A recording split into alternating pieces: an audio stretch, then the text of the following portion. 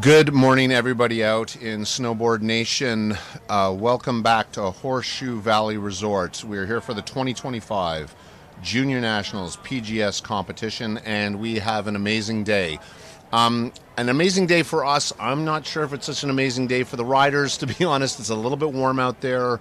The course might end up being a little bit mushy, but we'll see. We'll find out how that goes. You can see here we are on the course. I am in the broadcast tent here on the side of the mountain with Bronwyn Richter. Bronwyn is here. She's an ex-athlete, alpine snowboard athlete, and because I am not a broadcaster and I don't know a lot about snowboarding. If you've been listening to our broadcast this week, you know that for sure. I'm here just to facilitate and try and get you folks out there some images of your athletes in action. We're running Junior Nationals here at Horseshoe Valley Resort all week long, and today is the PGS. I got Bronwyn Richter. Bronwyn, thanks for coming. Yeah, stoked to be here. We've got a lot going on. The athletes have just started inspection, so we're really just like watching them look for patterns in the course, seeing where those tricky spots are and how they need to set themselves up for success today. That's great. So, I mean, you've been through this process a bunch of times, obviously, as an alpine snowboarder. Tell me, what are your feelings about the course this morning, what you're seeing, or in terms of weather, because it is a bit warm, right? I mean, Definitely. Today's a unique day, though, for us. We've actually got some of our athletes over at World Juniors in Munich. So our categories are looking a little different than how they normally do. We've got a ton of SBX athletes, slopestyle athletes. That'll really actually change how our course rides. Those heavy-duty alpine boards that we see our hardcore racers on really cut up that course. So in this softer condition, it'll be nice to have some softer riders. They'll just kind of push it around rather than making those big dents in the base. That's really interesting, and actually it really plays to this idea. So one of the things what we've been trying to do here is we've brought all of the junior nationals together in 1 week in one place, and athletes can sign up and do all of the sports, all of the competitions for one price, and that's really important, because what we've been seeing is that we've been seeing slopestyle athletes coming out and doing border cross, and border cross athletes coming out and doing alpine, and alpine. I mean, I saw a bunch of alpine athletes out on the cross course yesterday. So it's like this really great opportunity for our young athletes to try everything. We've got a night rail jam tonight, so it's like It's so awesome to see. yeah, it's like so you can spend the entire week here competing for just the price of one ticket for admission. So it's actually really amazing, and I think that I mean, would you agree that it's just helpful to any boarder to have an opportunity to try different disciplines, Well, yeah, and it's crazy when we look at snowboarding because our disciplines are so different, but they're also so intertwined. Like you look at an SBX course, which we saw yesterday, and there's elements of freestyle in that. So it's really great for all those athletes in other disciplines to build skills, get that edge awareness, feel that pop that you get in a course like this. It's true. I mean, some of the great snowboarders in history have not just been racers, but they've also been good on slopestyle, right? So it's like, because as you say, if you can do, the jumps on slopestyle are, there are jumps on border cross as well. It's right. You need to know that skill. Yeah. It's great to build all-around athletes, and the more comfy you are on your board, the better you are when you go and take that discipline that you really want to be doing. Well, so we can see the athletes still here on inspection. Just wanted to, again, we're here. It's the 2025 Junior Nationals PGS at Horseshoe Valley Resort near Barrie, Ontario. Check us out on Facebook or Instagram. We'd love to hear where you're watching from. We have this week had really successful live streams. We've had thousands and thousands of people reach out we've had people from Russia, we've had Australians, Japanese viewers, Georgia. The national team was watching from Georgia in Europe the other day, which was really exciting. So we're really reaching a lot of people. It's really exciting. We of course couldn't put this together without some really important partners. We really want to say a thank you to Canada Snowboard and Sport Canada, as well as the government of Ontario, because like without their support, we'd not be able to host this level of event in Ontario. It's as you can see, it takes up a lot of hill space. It takes up a lot of effort. We got folks here running sleds starting at 6 o'clock in the morning. We got folks here loading stuff in, setting courses, dying courses. It's like a really heavy duty thing. It requires a lot of people. We have great sponsors in Corbett Ski and Snowboard and King Snow. Also, we just want to mention Arena Snow Parks, who have been building the courses here at Junior Nationals. They've been building SBX and the slopestyle. They're just an incredibly important partner, and we really appreciate all their hard work. We're super grateful to Horseshoe Valley Resorts for their ongoing commitment to the snow sports community. We are... Horseshoe Valley Resort, it boggles my mind how supportive they are to us, because they give us hills. We have probably 3 of their hills occupied right now. We got a cross course that's being turned into a bank slalom for later on in the week. We've got this hill. Do you know the name of this hill, actually? This hill, I believe it's the Flying Mare. The Flying Mare, all right. So we like a little horse theme here in Horseshoe. Yeah, so I guess it makes sense. We yesterday we were on Pigtail, I think, or no, Ponytail. Ponytail, yeah. That's an awesome run too. Yeah. So and today we're on the Flying Mare. If you ever decide to come and hang out at Horseshoe Valley Resort, you yourself can board or ski these runs. We'll ride these hills. They're the best on the resort. They're amazing. Yeah, they're really good, and so we're lucky enough to be able to have them. So we can see here again. We're just kind of getting ready. We're a couple of minutes away from forerunners, and then we'll be getting into qualifiers. Now, actually, Bronwyn, can you take me through or explain to everybody what the system is? And actually, first I will add on before your explanation, we have 6 categories. We have FIS women's, FIS men, U13 male and female, and U15 male and female. But can you tell me how this process works, how the day runs down? Definitely. It's actually really interesting. So these athletes are going to get a placement time. We're going to get to see them ride both courses, see how fast they can go just riding on their own and getting that time in at the finish. After that, they're going to be ranked and seeded. And those seeds then battle it out against each other to see who gets to move on to the next round. So those knockouts will basically take place where if you're looking at a 4-athlete category, 1 races 4 and 2 races 3.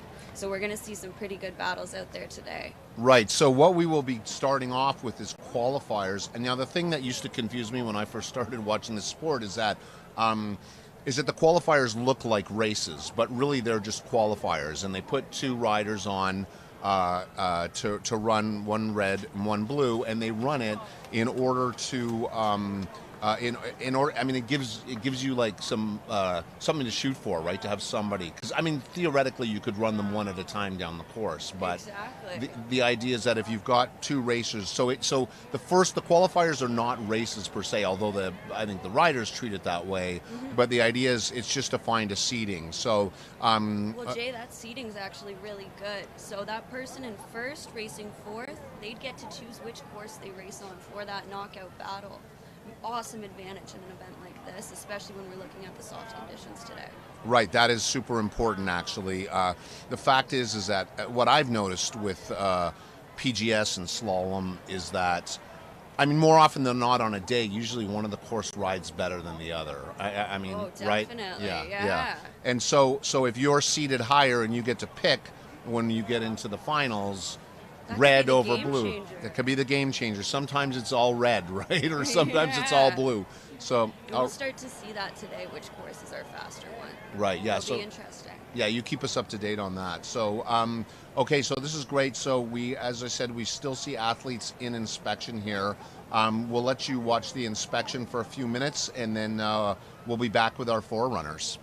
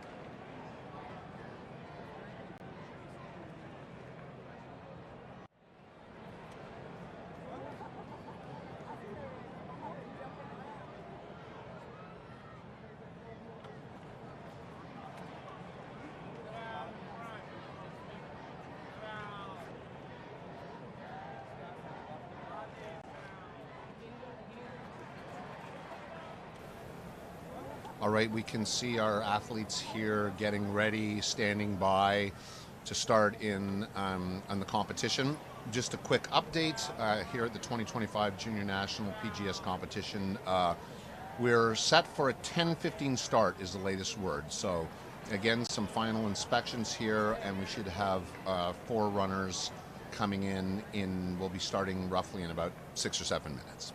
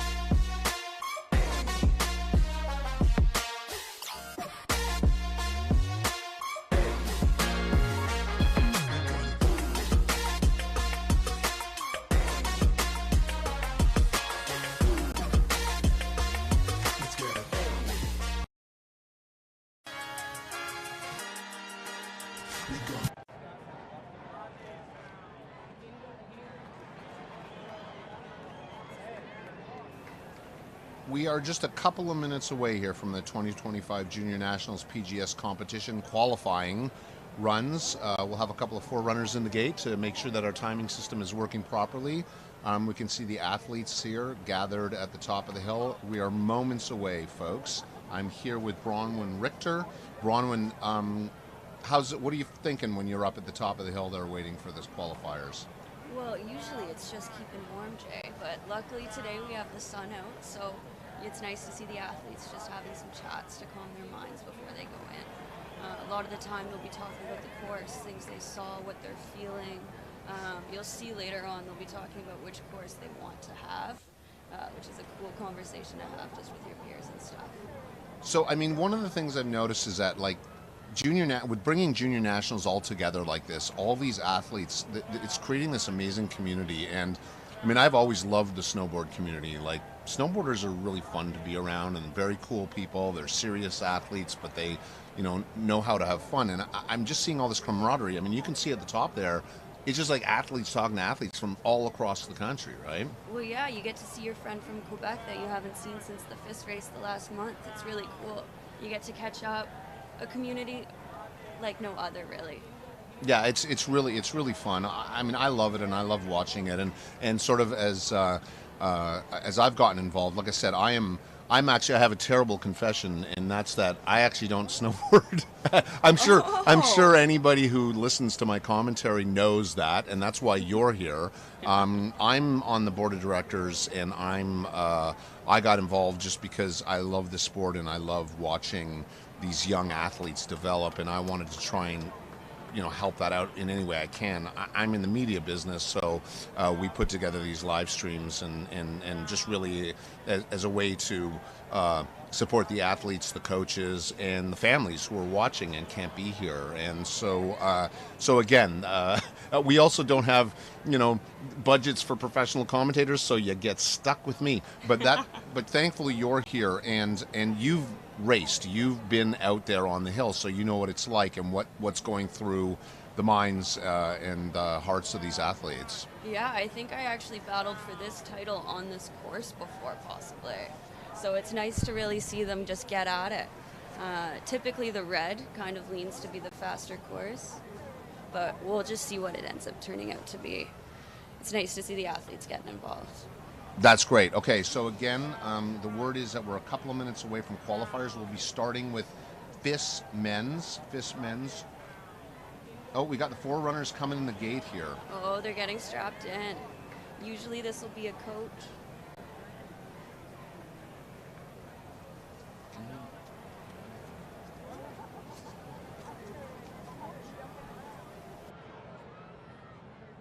We can see up here at the start gate, we can see our officials getting ready. We are going to have a couple of forerunners in the gate. I mean, the forerunners are great too. They usually get young athletes, right, to come out who wouldn't regularly be competing. Yeah, it'll either be young athletes or it's our coaches stepping in to just take a run and make sure that timing's set up for their athletes. Yeah, because all the athletes are probably competing. Yeah. I can see.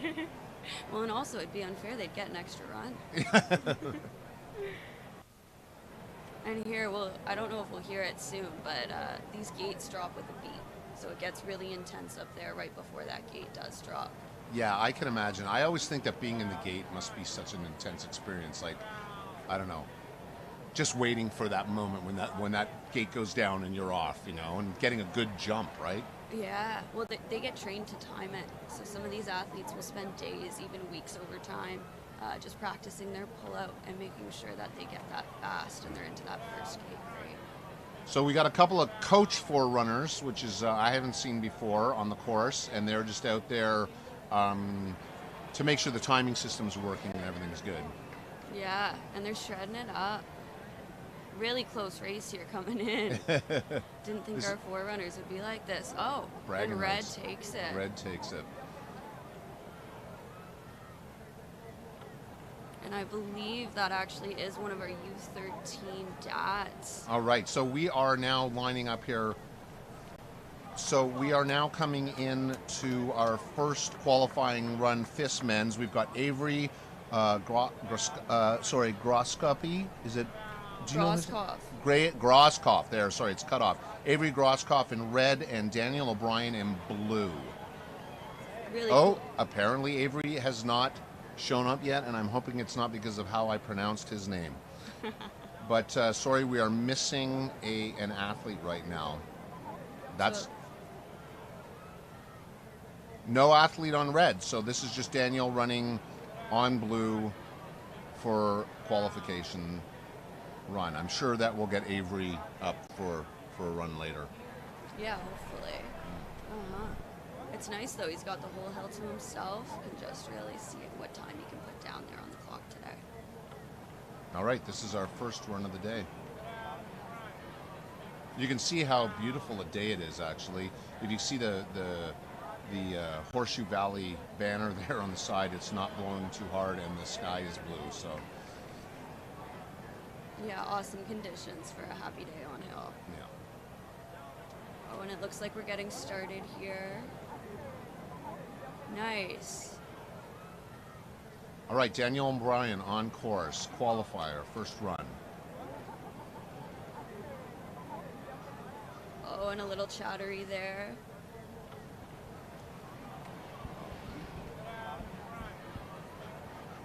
And that is actually one of our SBX provincial team riders. So we're getting to see him really show what he can do in the PGS course today. All right, so how did you feel the course looked there on the first run? Looked pretty good. All right, so sorry, we've got on red, we've got Finley Wood, and on blue, we've got Cole Thompson in ready for their qualifiers. And here we're starting to see those alpine boards.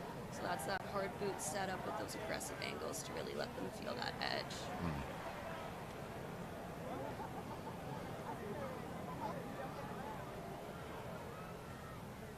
Looks like they're having some chats before they get going. Yeah, yeah. Really a community when you look at Alpine, because our riders who do it full time, it's a small group, so they spend a lot of time with each other. Right, and then they travel a lot together too, right? Oh yeah, all throughout the winter. Yeah. All right.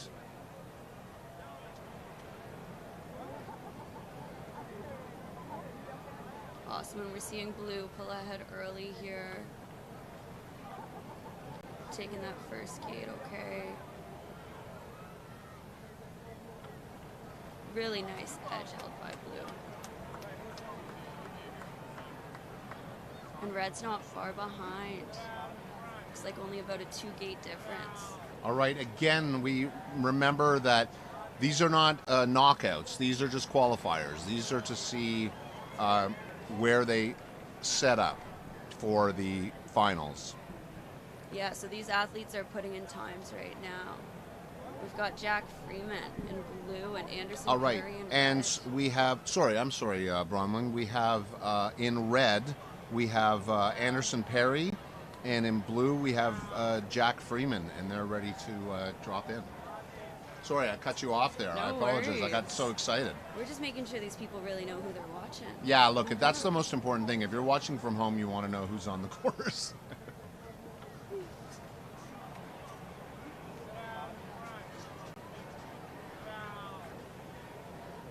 All right, so on red, Anderson Perry. On blue, Jack Freeman. Ready for their first qualifying run. The other thing too is that I think is really interesting about this sport is that for your second qualifier you switch color, right? Yeah, you get a chance on each course. So we're getting to see what these athletes can do. Oh, and blue ahead early again. Looks like red's creeping forward.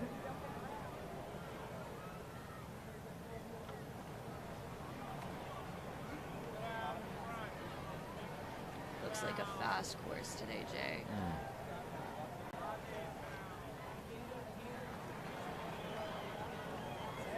Awesome, and solid times put up by both. All right, that's great. So again, we're here, FIS men's first qualifying run. All right, so we are on the red course. We have bib 101, Tristan Waglin, and on the blue course in bib 100, Owen Waglin. And I'm going to assume there is a relation there. Maybe we've got some brothers here. Oh, this is going to be for bragging rights for sure. Definitely full matching setup as well. We've got Yeah. the matching red pants. We won't even know which one's which when they go. Team Wagland. There are a lot of families in the sport. Yeah. Really shows the community that we've got here. Oh, and we've got Tristan ahead right now. Brother Owen a little bit behind. Oh, coming forward. And Owen takes over. Almost lost our edge there.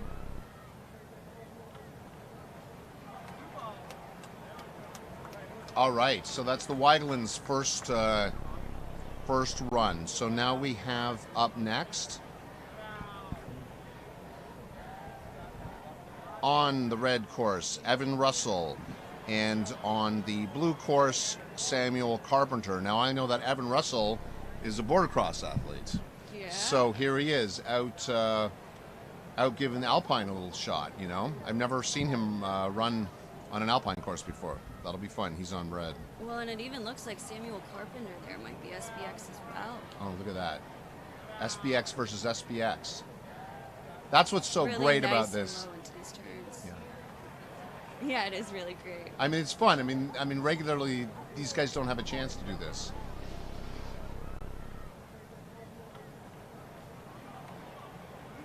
Oh, and Evan almost lost it there. Oh, Really nice. close coming in. I love it. I love it. Way to go. You can hear the cheers from up here. All right. In the gates, we've got Logan Hawk in red on the red course and Xavier Maurice on the blue course. And I believe I recognize both those names from SBX yesterday. Yeah, I think so. We're seeing those soft boards again. Let's Yeah. see how they hold this pitch up coming. All right. The cross athletes are out in full force today. It's great. Oh, and you can see here, Jay, they're really just getting in the zone before they drop it.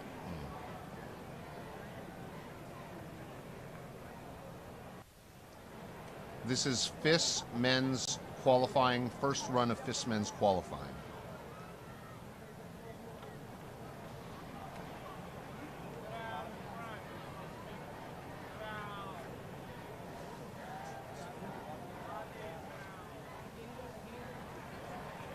Oh, almost took a gate out at the finish.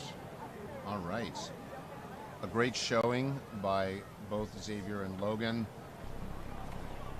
And we should have just one rider in the gate now, Isaac Rousseau, on the red course. We have an odd number of competitors, so some of them have to ride on their own, right? What's the difference for you when you're riding on your own versus another rider?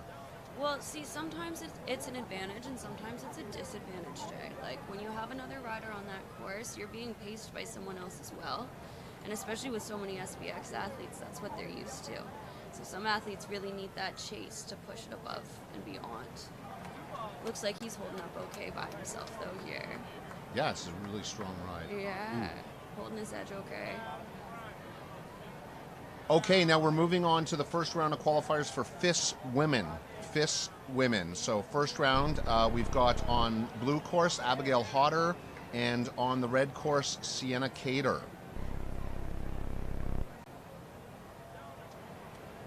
Oh, and we're seeing those hard boots again. All right, Sienna Cater on red and Abigail Hodder on blue. First run FIS women's qualifiers.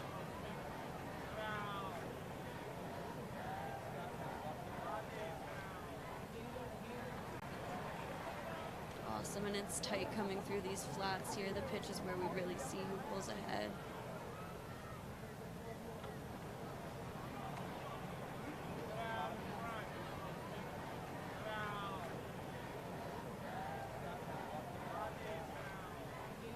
It's nice to see the board get so close to that gate there.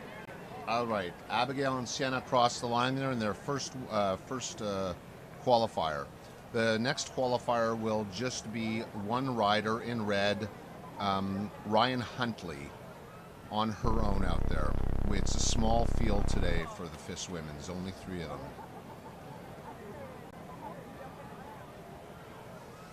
Oh, and you see her getting locked in, really feeling that course before she's even in it.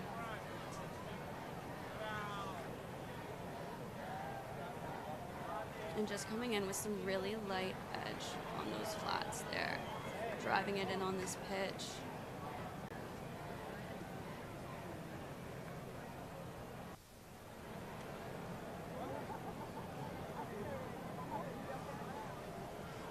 Oh.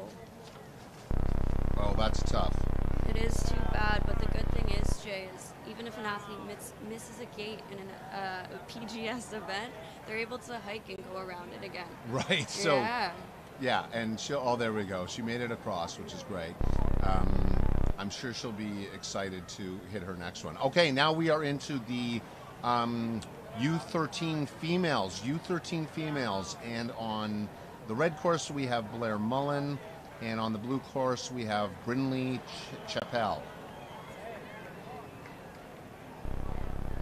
Awesome, and these are some not normal alpine discipline kids as well here, Jay. Oh yeah, I mean, do you know what they regularly? I believe we've got some SBX, and as we were saying, a lot of the SBX kids love to do freestyle as well. Yeah, it's just so great.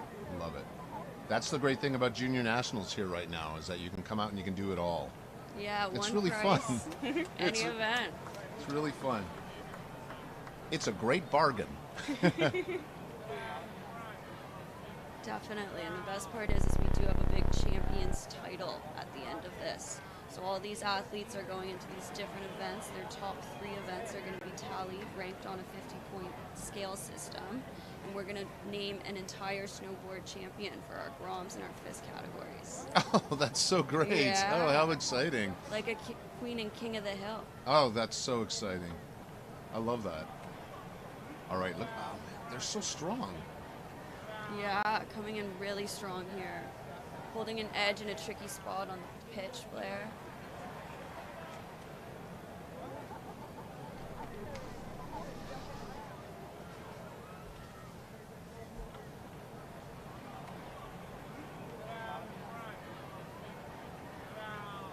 Coming in fast to the finish. Nice run there by Brinley. All right, up next, we are in the U13 female. We have Fiona Mullen on red and Hope Smith on blue.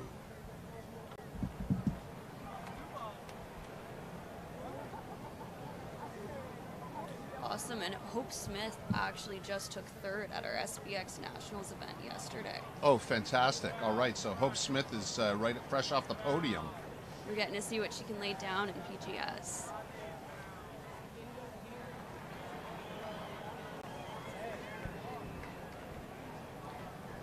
And oh, just a little tumble by Hope there. Getting back up though like it never happened.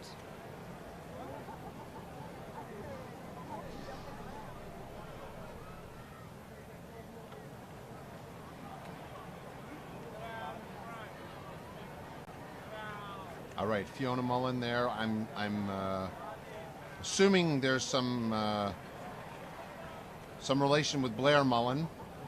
Maybe they'll end up seeing each other. Up next on the red course, we have Lily Turner.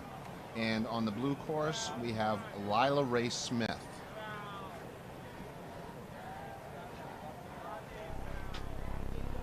Oh, and Lily's actually our 2nd place SBX champion from yesterday.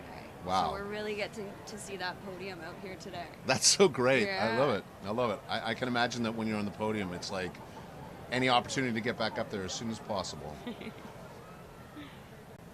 Definitely, and they're coming into this course great. Doing a really good job of holding in there. Oh. So Jay, in that case, what's going to happen is our red course is actually going to go up for a rerun. So blue course, unfortunately, will be a DNS, or we can hike and get that gate, which it looks like she's about to do. Hopefully it'll take her through to our qualifying.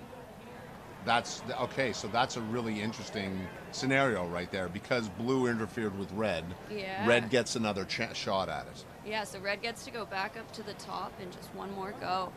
All right, so we have one more. Well, no, it looks like the red will ride again, as we just mentioned now, but we should have one rider on red, Ray Chapman should be lining up to come down and do her qualifier.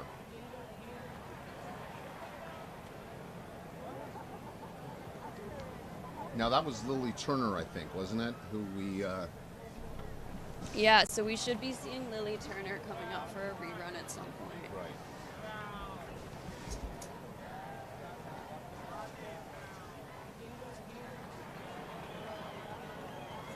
Okay, Ray Chapman's just waiting in the gate. I'm sure that the officials are just trying to make sure that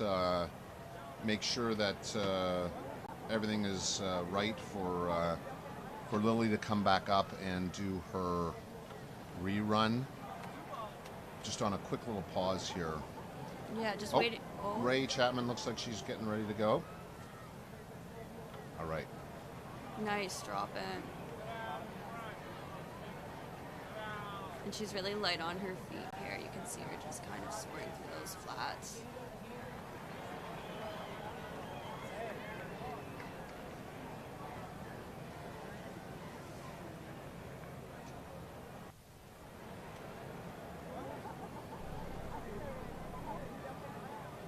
Awesome and strong finish by Ray Chapman. Nice.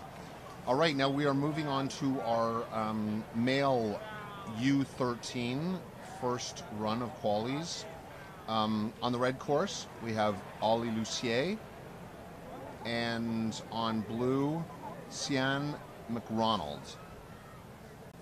I think it's Kian, I believe. All Kian right, McRonald. Kian. And the really cool one about McRonald here is his dad is actually at the start helping us run this event.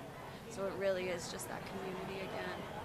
Well, I'm glad because he's been in SBX and I've been mispronouncing his name for several days now. So there you go.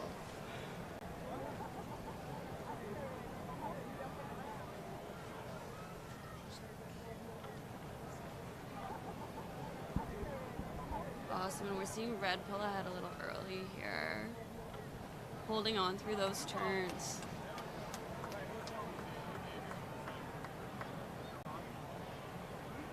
You can see already though, like you can see the ruts starting to build already, you know, on the turns. It's amazing. Yeah, the course is getting beaten up pretty quick, but it's good. We've got a nice slip team that'll probably be coming through shortly just to clean it up for our athletes. All right, up next, first qualifying for on the red course, Odin Frail, and on the blue course, Torger Frail, who I recognize from SBX yesterday. Yeah, and it looks like we have another brother pair here, Jay, the Frail brothers. All right. Lots of family rivalries. Yeah. I know people who have multiple kids who race, and depending on how podiums go, sometimes the ride home can be tense, I've heard. Oh, I bet. The silent car rides. It's interesting here, though. It's nice it's just qualies. They're not actually competing against each other. They're just putting down times together, which is super cool. Coming into that tricky spot on the pitch here. Great line held by both.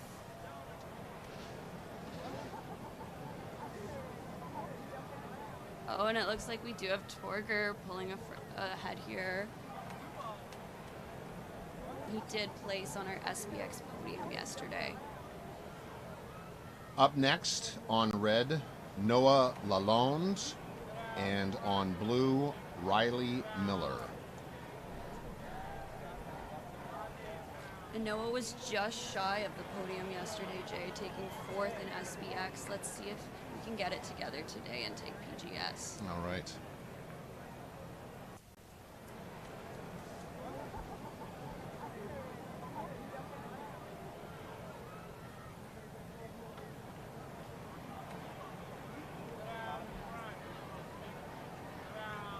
And the athletes are holding on okay here. A little stumble by Noah.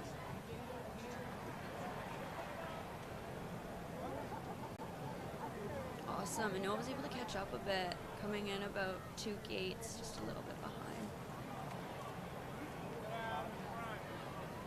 Great finish by both. Get her rerun right now. Rerun now. Yeah, before we go back to the last two U13 male, we have Lily Turner, who was there was some interference from the blue rider on her course, so she's given a second first run. Exactly, and you can see Coach Dad there cheering her on as she drops in for that rerun.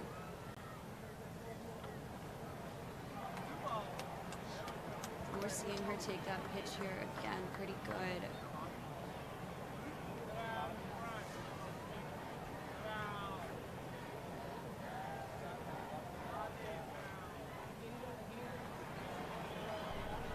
Nice, and it looks like this rerun's paying off for Lily Turner. Nice, solid, clean lines. Oh, good for Lily. That's great. That's got to be so disappointing when you get interference if you're on a good run, but she made it up. She handled it well. All right, so on red we have Xavier Fahrenheit, and on blue, Stuart Smith, and these are the last two U13 males first qualifier.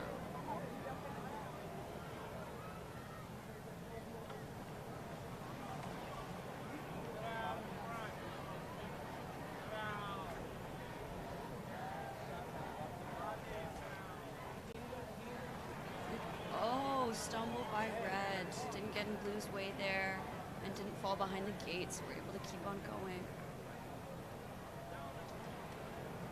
I know Xavier is an SBX athlete, so I'm not sure how much he gets on these courses. Well, they make much bigger turns too, Jay. I can't imagine having to bring it down at this level, at this speed. Definitely a new feeling for both athletes.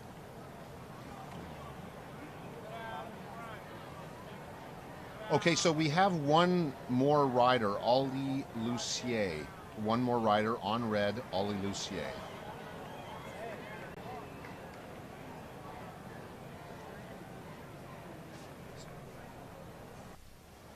All right, this should be now our final U13 male rider. Oh, and a nice drop in. Taking those flats nice and light. Actually, this might be a rerun for Ollie, actually. I think he was one of our first riders. Oh, was Ollie the one we missed up there? Yeah, I think that something happened. Anyways, we're not sure the exact story, but we believe this is a rerun for Ollie of his first run. So. And a solid rerun at that, Jay. Was able to hold that clean line all the way through. All right. So now we should be moving on to U15 female.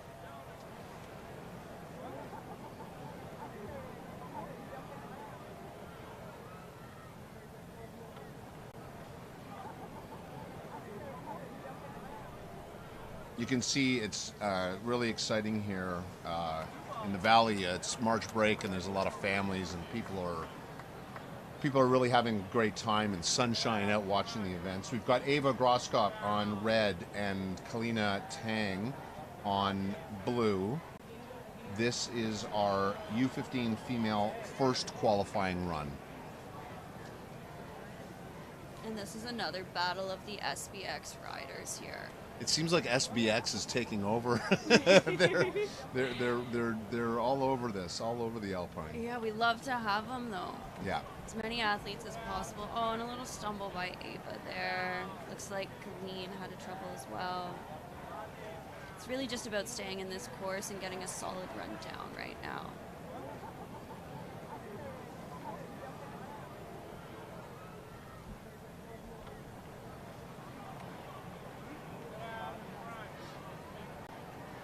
All right, that's great. I also think that they're probably just having so much fun out there, you know, just like getting out there. All right, we've got up next Rumi Cooper, who I also saw from SBX yesterday, and Evelyn Smurl.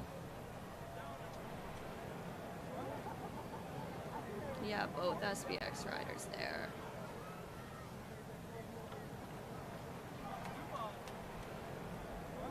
Looks like Avalon's repping that BC provincial team jacket as well. Right.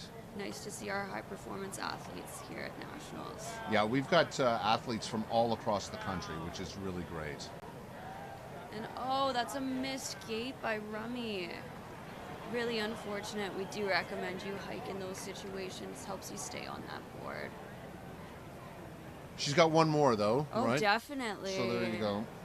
Another chance added on the blue course. All right, coming up should be our last two U15 female.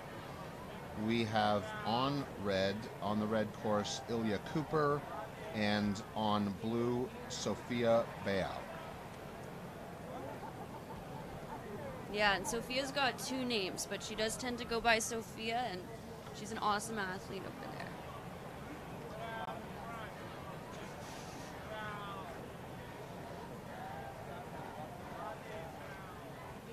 All right, these are our last two U15 female for the first qualifying run of the day.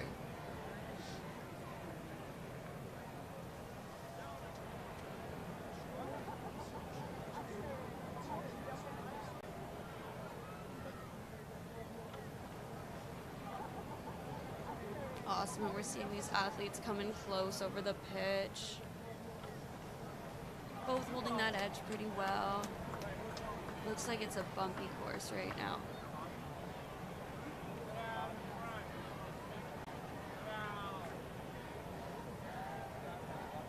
Nice, strong finish by both of our ladies there. So great. Okay, we are now into our last category of our first qualifying run. It's U15 males.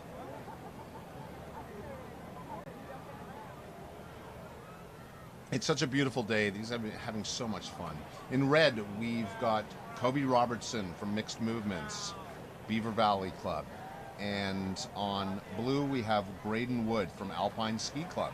Yeah, and here we're actually going to get to see an Alpine board next to an SBX board. Oh, really yeah. See how these athletes are able to use the different kind of technology. Yeah, so Graydon Graydon has got the traditional Alpine boards, and Kobe has the SBX board. Exactly. We're seeing them coming pretty close over this pitch here. Both holding that edge pretty good.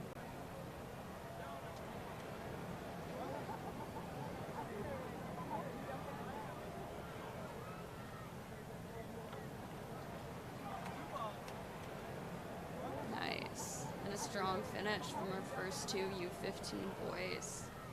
All right, our next two U15 boys up. On red, Angus Lindgren, and on blue, Jack Young.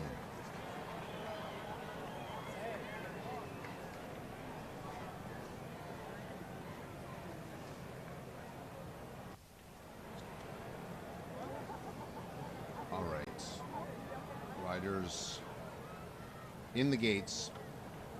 First is the first qualifying heat for these riders. Yeah, and Jack placed second at SBX yesterday, so we're getting to see him go for that podium again. Really interesting to see who will take our full snowboard champion title at Nationals this year. Oh, and they're both holding on really good, coming fast through that pitch.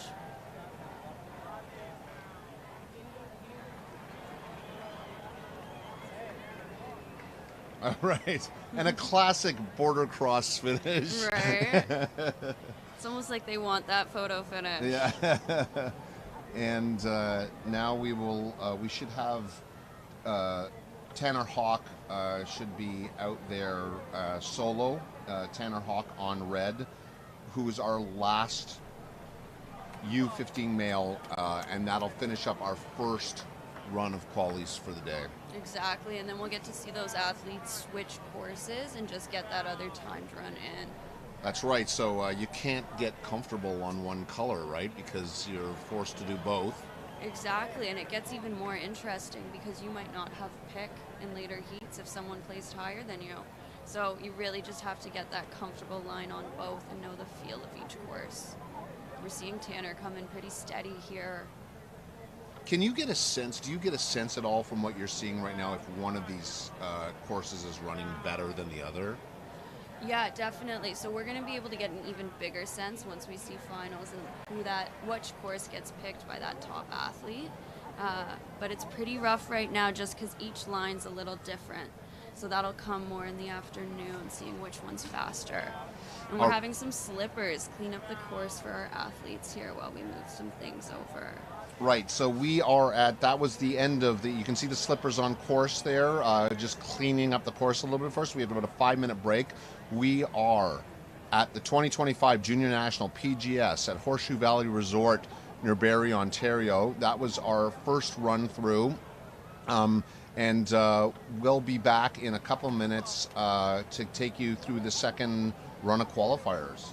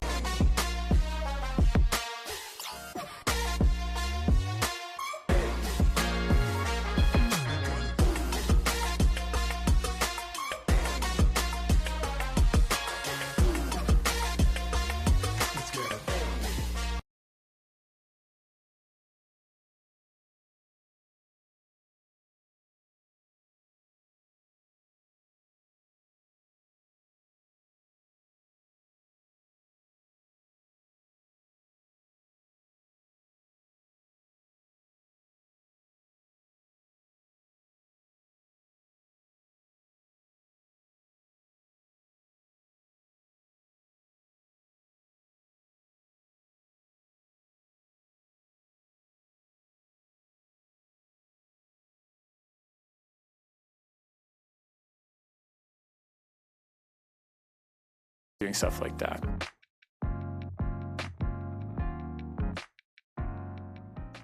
I could not imagine what I'd be doing with those kids if we didn't have this opportunity for them to be on the hill at 8 in the morning and come off the hill at like 3 and 4 in the afternoon. They want to be out and they want to be exploring and they want to be having fun. There's no other word that comes out more when you talk about snowboarding or you talk about what the kids are doing. It's just this awesomeness that the kids come down with. The accomplishment, it's like, I did this and I did that. And every day they come in, there's some funny story. Them playing, Mario Kart training runs down the hill to learn how to link their turns, or landing their first jump, or having an epic crash. I mean, those epic crashes are almost like celebrated as much as them stomping and landing on something, and they're stories that they tell over and over again. So I just see the joy that it brings to them. And, slowly as I become a snowboarder myself, I'm looking for those moments. I've had a couple of them, but I know there's probably more to come.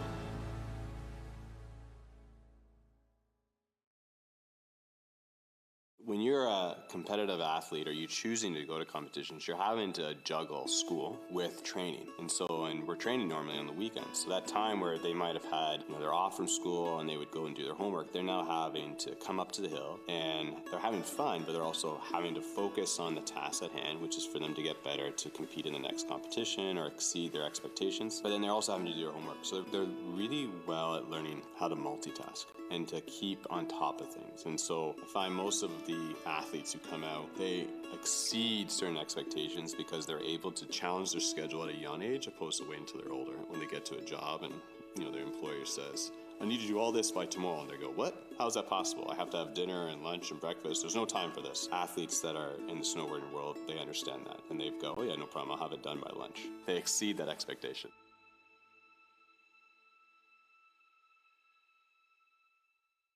To me, it's always been a supportive community. I think that was one of the draws I always had, whether it's from a skateboarding or a surfing background too, where those communities have that element. I think earlier on, going back a number of years, clearly and culturally, there may have been a divide there for a while, like anything new as it's progressing between skiing and snowboarding. And I think really now it's a lot more harmonious, and it really doesn't, as you can see throughout the clubs in Ontario, there really isn't that divide. It's a blend now. And and a mix where everybody's sharing the hills, and really regardless of what you're doing, you're out there doing it together and having a great time, whether you're riding the chairlift or a gondola with someone who's skiing or snowboarding. It's just about being out and getting out together and again, having those good times.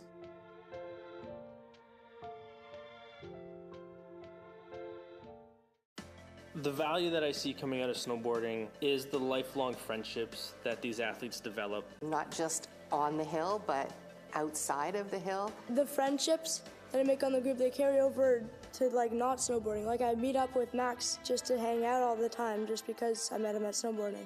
We compete individually, but we train and travel as a team, living on the road. There's a 6 to 8 week window there that snowboarding was, and that's your family. For 6 to 8 weeks, you see them every weekend and you spend all day, every day with them. And then you're their best friends for like 6 weeks, and then you walk away and you might not see some of them again, but some of them you do continue to see forever. Most of the things I have learned in life, I've learned on the snow or with the people I've spent time with on the snow. It's like a second family.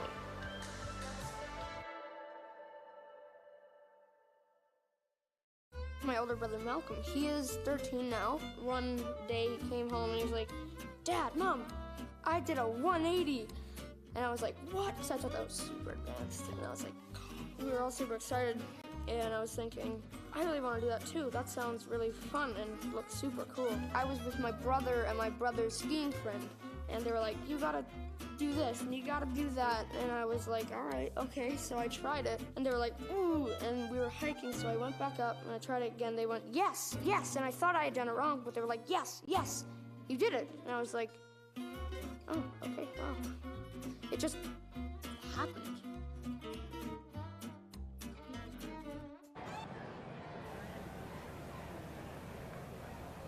All right, we are back at the 2025 Junior National PGS competition here at Horseshoe Valley Resorts. I'm Jay Ferguson. I'm with Ontario Snowboard along with Bronwyn Richter. And we are on the side of the mountain getting ready here for our second run of qualifying runs here. We're starting off with FIS Men's. And we have Daniel O'Brien in red, and I assume he's running on his own. Yeah, that was that same one from last time. We missed seeing Avery today. Maybe we got tired after the SBX and we're saving our energy for another event. And Daniel's taking that turn okay.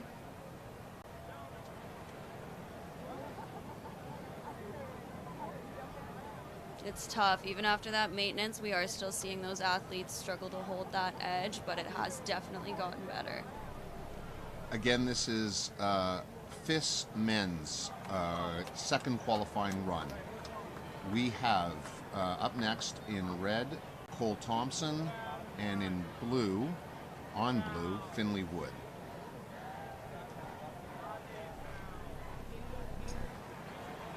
So as you can see now, this is the chance for each of the riders to ride the other side of the course, right? Yeah, so right now they've gotten their feeling after that first run. They are identical courses, just in different spots on the hill. So it depends how sun hits the course. They're really just trying to feel which course they might want if they do get that advantage moving into finals. And awesome, coming in fast over this pitch here. Nice line by Cole Thompson, nice and low. And Finley Wood holding his edge good as well. All right. Up next on their second run for qualifiers, we've got in red. Wait till we get to the top there.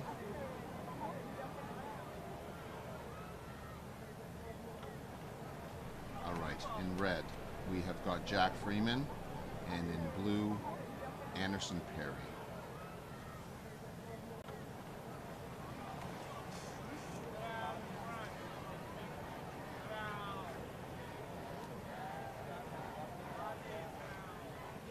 And the really cool part about this hill here, Jay, is that chair goes right over.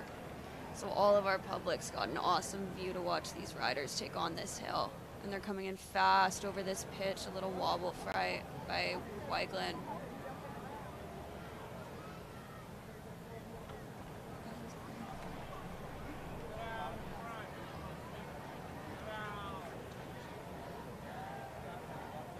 Sorry, those were the wrong titles. That was not the Wiggling brothers. Sorry, that was a little bit of a mix-up there. Perry and Freeman. Yeah, that was... All right, now we're on to the Waglins. Oh, how could I forget the pants? Yeah, that's right. So we've got on the red course Owen Waglin this time, and on the blue course Tristan Waglin.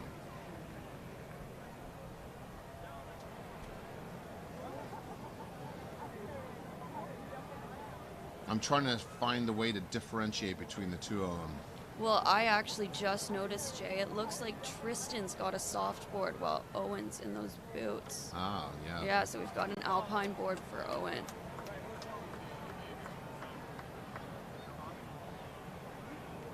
Oh, tricky there for Owen. That's Bit of a rough patch. Looks like some of our ice from earlier this week is starting to shine through. Awesome and close from the brothers. Owen still managed to pull that back there. That was... Well, that's that advantage with a board that style, Jay. They really just help that athlete hold that edge and drive it. Right. All right, up next we have Samuel Carpenter in red and Evan Russell in blue.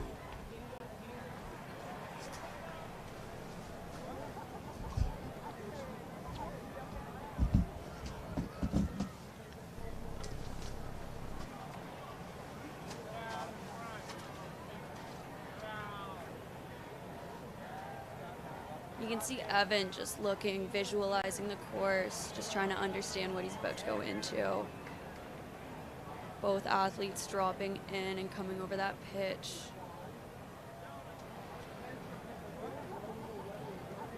Oh, and that was a nice edge hold until that gate there. Looks like that first gate on the right of the pitch is being pretty tricky for these athletes today. Still holding on though. Again, this is just seeding. So these boys are going to be ranked based off of how they did in these runs, and they all get to go again, which is super exciting.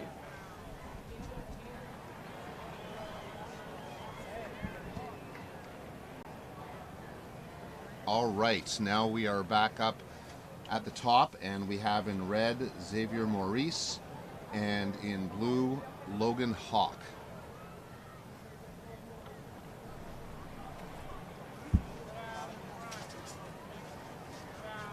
Looks like we're getting some good coach chats before we drop in today.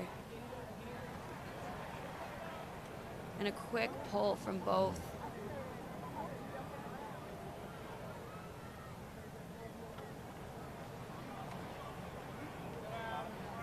Oh, and Xavier held on to that tricky gate there pretty well.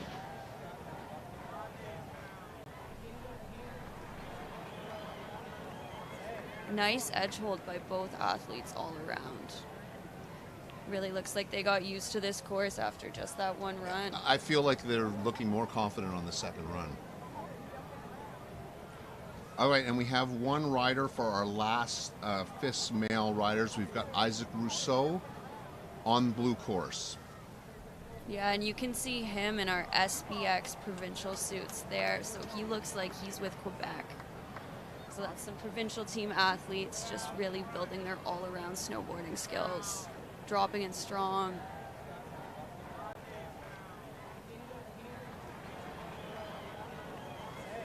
Taking that gate a little wide, but holding a nice tight line through the bottom of that turn.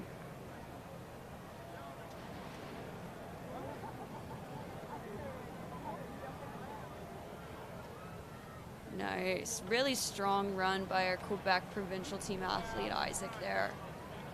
All right, now we are moving on to the second run for women's FIS. Women's FIS, we've got on the red course, Abigail Hodder, and on the blue course, Sienna Cater.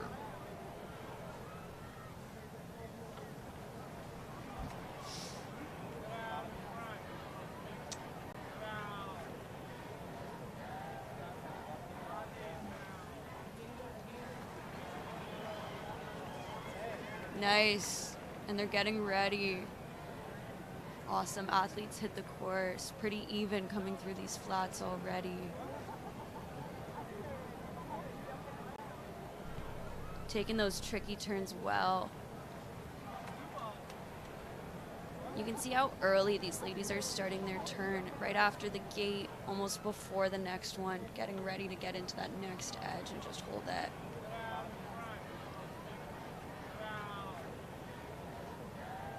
All right, both across the finish line, and we have our third female FIS rider up. Ryan Huntley is on the blue course.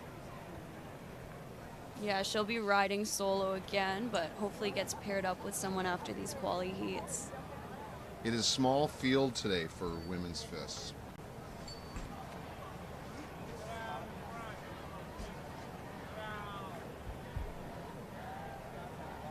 Awesome, a nice line coming through. Lost it a little bit there on that gate, but we're holding strong.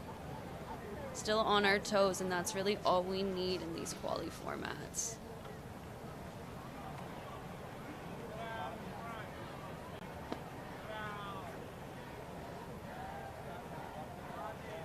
Nice finish by Ryan. All right, Ryan Huntley, that's her second qualifying run for the day. So qualifiers are over for FIS riders, and we are now moving on to our last four categories here at the 2025 Junior National PGS competition at Horseshoe Valley Resort.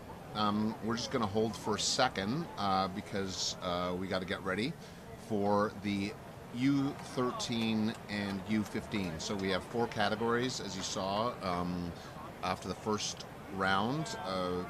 We'll start with U13 females, U13 males, U15 females, U15 males. We want to say hello to a couple of people. We want to thank, actually, I mean, we're constantly appreciative to Horseshoe Valley Resort, but they actually were posting early this morning, wishing all our athletes well. They're watching very closely. Actually, if you go into the restaurants here, you can see these the live streams up in all the spaces around. All right, so now we are ready for our U13 females. We've got Brinley Chapel on the red course and Blair Mullins on the blue course. These ladies started it off strong last time for our U13 females. Let's see what they can put down now. Nice, delicate edges through that flat part there. Oh, and holding strong through those big turns.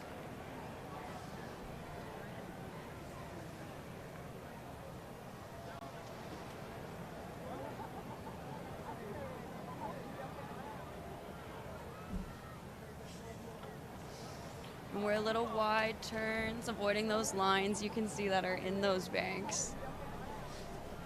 All right, I can hear cheers from the finish line, actually. It's so amazing to be halfway up the hill and still be able to hear the parents cheering. Yeah, it's fantastic. Something impressive for sure.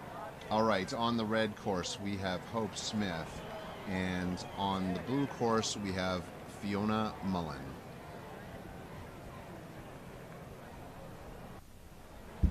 Oh, and a nice stretch by Mullen here just to get those muscles loose before we drop in. U13 female, second qualifying run of the day. Awesome, and you're seeing a bit of that SBX technique come in there on the flat, similar to how they hit those rollers and generate speed. You're seeing athletes pump their board and really drive that pop. Super cool to see from a U13 category already.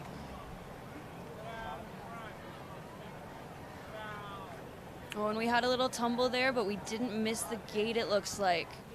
Staying on our toes pretty close still. Again, these are just qualies, so those girls will have another go at it. No, this is the second run. Yeah, but once they qualify, they're going to be seated, and then those right, seeds let them take on this course. In the heats, I got you. I understand where you're coming from. All right, so okay. On red, we have Lila Ray Smith. On blue, we have Lily Turner for their second run of the day. Lily was the one who had to do the rerun because of interference. Yeah, she was. Let's see if we can get one full run done from her today. I thought her rerun was great. Oh, so did I, yeah. But it'll be nice to have a steady through with another person in the gate with you.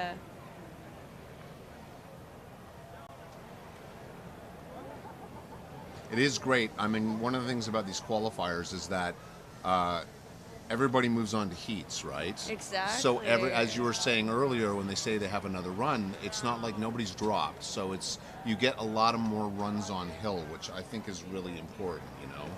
Well, it's nice, especially when you have athletes coming in from different disciplines. Like, the more runs we can get them on this course, maybe the more they'll want to try it in the future. Yeah, and really, I mean, ultimately the idea is that these athletes we want them to have as many runs as possible. So to go out and just do a couple of qualifying runs, okay, but we really want to make sure that you get as many times I mean, you're only going to get better the more runs you have. Exactly, and right? we've got Ray Chapman on blue dropping in shortly. All right, this is Ray Chapman. This is our final U13 female qualifying run. This is the second qualifying run. Strong drop in.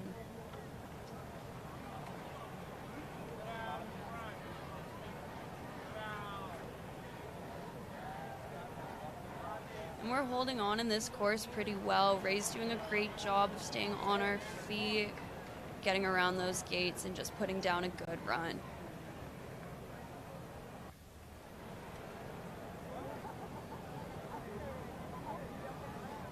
All right, that completes our U13 female qualifiers, and we move on to U13 male.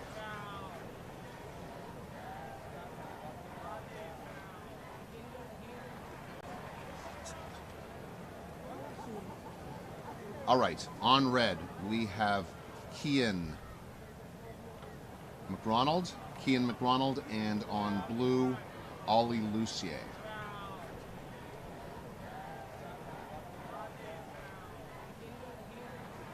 And we're seeing those athletes get ready, visualize that course, see where they're going to be turning before they do.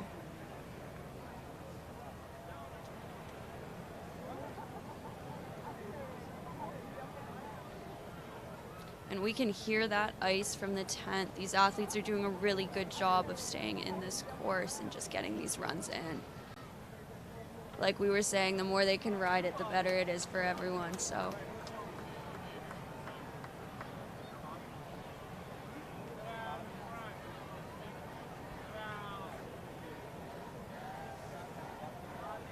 Awesome. Right. Great finish from those guys. Ollie Lucier was very happy with that run there.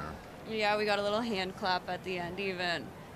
Up next, we have on red Toger Frail against Odin Frail on the blue course.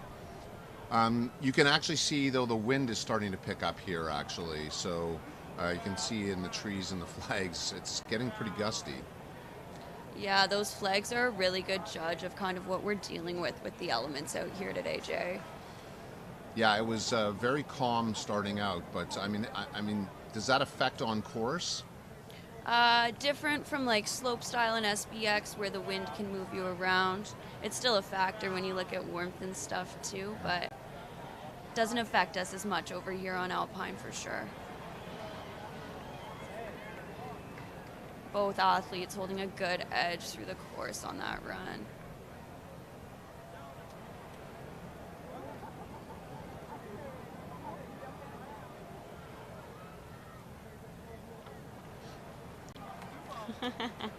And it looks like the brothers are having a little fun. All right, up next we have on red Riley Miller and on blue Noah Lalonde.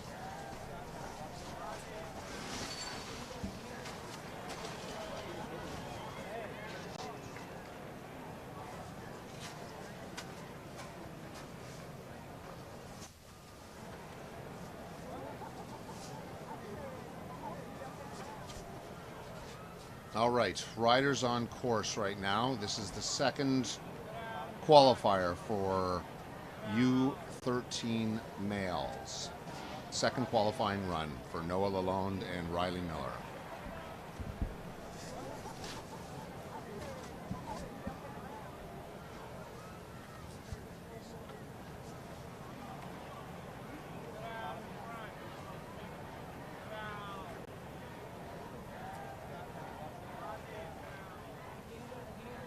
All right, now for our last two U13 male qualifiers, we have Stuart Smith on red, Xavier Fairhart on blue. Sorry guys, that was me. It blew off the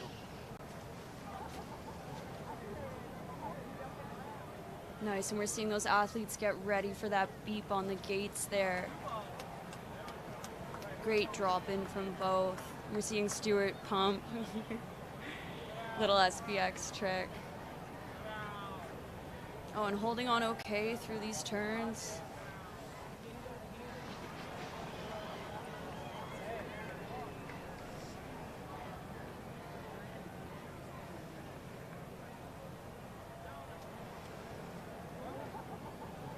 And solid run from both.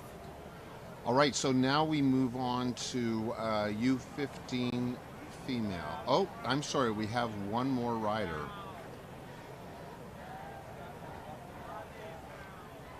No, that's part of our U15 category.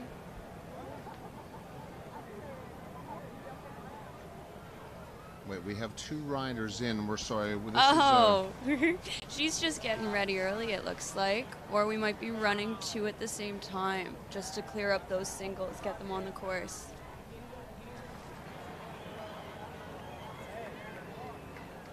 Awesome. So we have Ollie. Okay, so we have got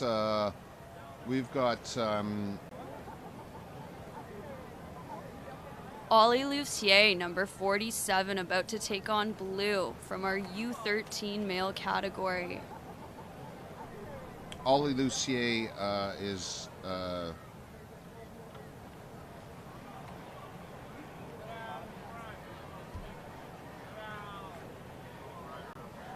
right. Ollie Lucier, solo rider on course.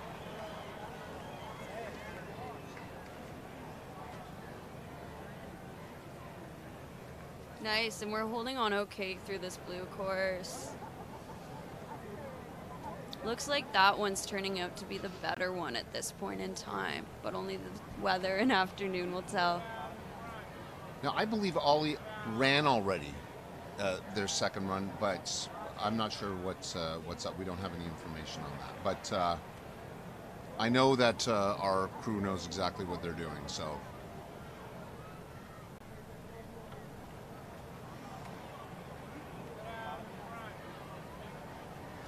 Okay, now we're moving on to U15 female.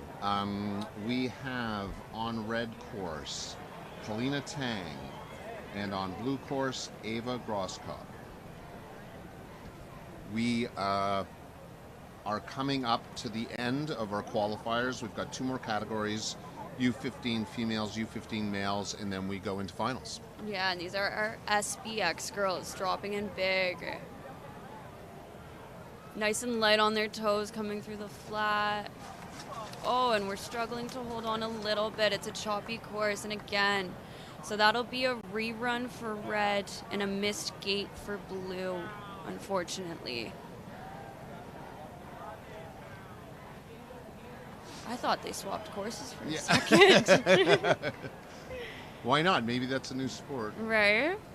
Really make Alpine interesting. Yeah. All right, so we will have Kalina Tang will get another shot at that. She'll jump on the lift and get back up top. We should be seeing her come back down again shortly. All right, so our next pair up.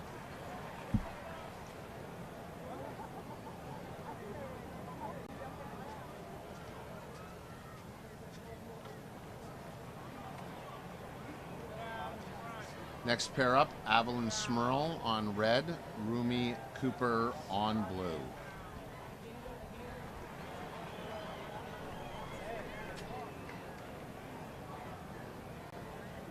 We're seeing some coach chats, some pumps to get that blood flowing before we drop.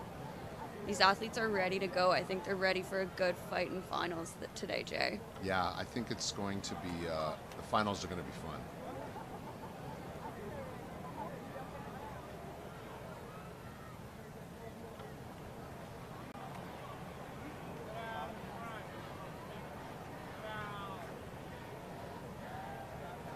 Nice, and these ladies are doing a great job of holding that line, getting their board where it needs to be, and getting ahead of that next turn.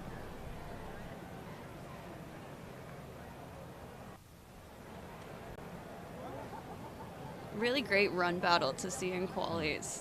That was smooth. Yeah. That was smooth.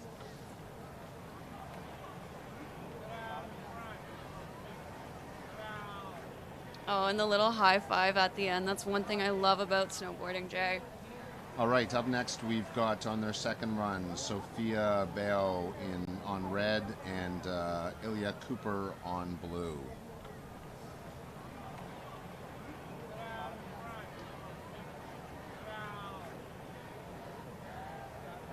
Nice, and we're seeing those ladies get ready. And a strong drop from both. These are last two U15 female riders. Oh, awesome. So we'll be moving into finals shortly then.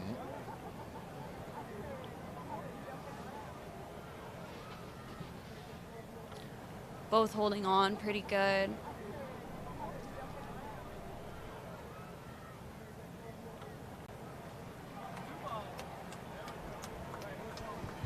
Nice last quali run there, Jay. Those ladies really left it on the hill. Yeah, I agree. I think there was some real smooth riding there. Very nice. Okay, our final category, U15 male. We have on red, Graydon Wood, and on blue, Kobe Robertson. All right, so we're down to, although actually we have that rerun, don't we? Kalina Tang, I think, is going to get a rerun at some point. But we have a little hold here on the gate. We're just got a tech issue, but we're down to about our last 6 qualifying runs of the day, and then into finals.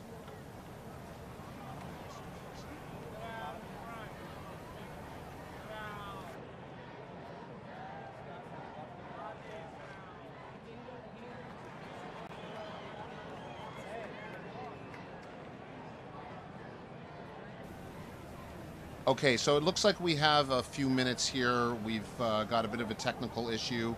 2025 Junior Nationals PGS competition. So we'll be right back as soon as we've sorted this out.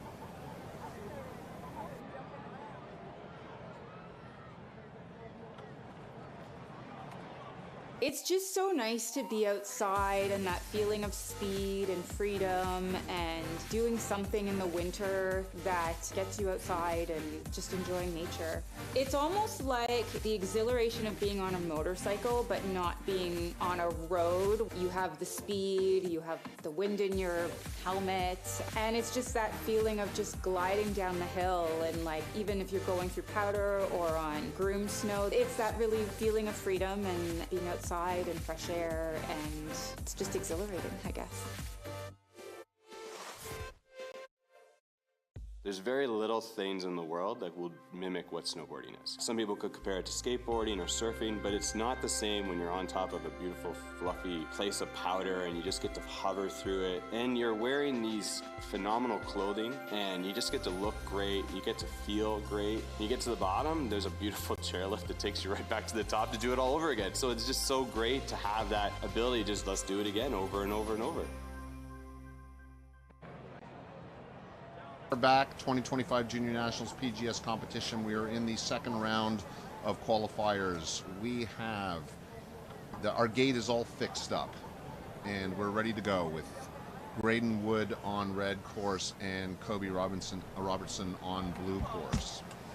So that was a quick fix. They did a great job. Yeah, it's We thought awesome. it was going to be 5 minutes and it took 2 minutes. We've really got a great team up there today, Jay. We really do. And here we're going to be seeing that SBX versus Alpine again on this course. It's a really interesting comparison that we get to see at an event like this.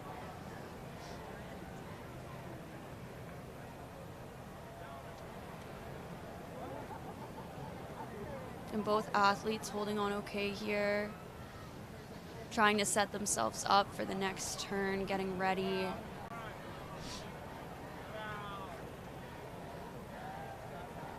And great finish from our boys there.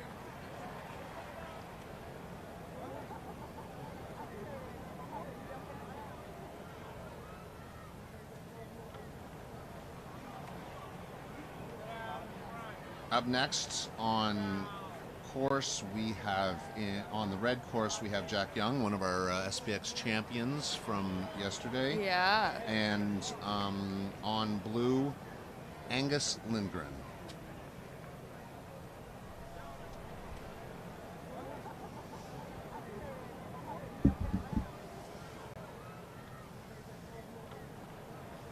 Nice, and you're seeing those athletes get ready, and good drop from both.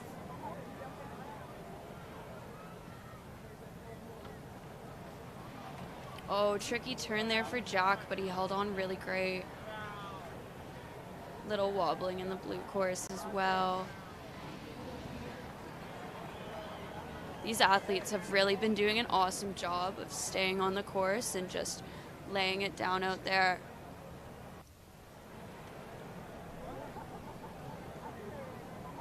Okay, so we're down to our last U15 male rider, second qualifying run. It's Tanner Hawk. Should be riding on blue. Now, I seem to recall that Kalina Tang was interfered with on her second run, and I'm wondering if we'll be running her again. I mean, maybe there's something that I don't know that the officials know. Yeah, I'm also unsure if she missed a gate possibly, or exactly what happened. I mean, we thought the athletes swapped courses there for a second, Jay. Yeah. So well, anyways, I'm sure we will follow the lead of the crew here. They are doing a bang-up job, and we'll find out what they're up to. Exactly.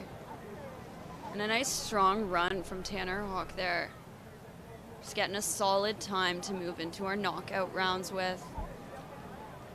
All right, so we are at the 2025 Junior Nationals PGS competition. Okay, so it turns out I just got the word that there is no rerun. So I read it wrong. We're all good. We're completed. So okay, awesome. We have all of our 2 qualifiers. Please, if you're out there, check us out on Ontario Snowboard on Facebook and on Instagram.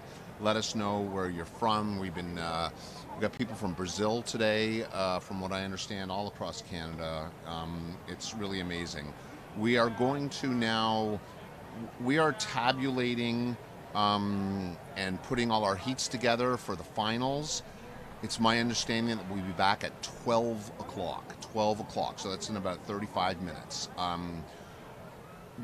12 o'clock for inspection, I understand. So the finals will probably go at about 12:15 or around that time. We're at the 2025 Junior National PGS at Horseshoe Valley Resort near Barrie, Ontario.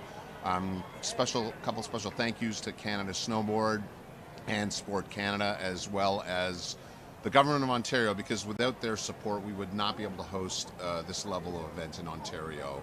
It's really a big deal here, Junior Nationals, the entire event, except for our half pipe, which was at Alpine a couple of days ago. All the rest of the events are here at Horseshoe Valley, and it's all together in one place, which is just really an exciting thing, and it's like a festival week here for snowboarders, which is so much fun.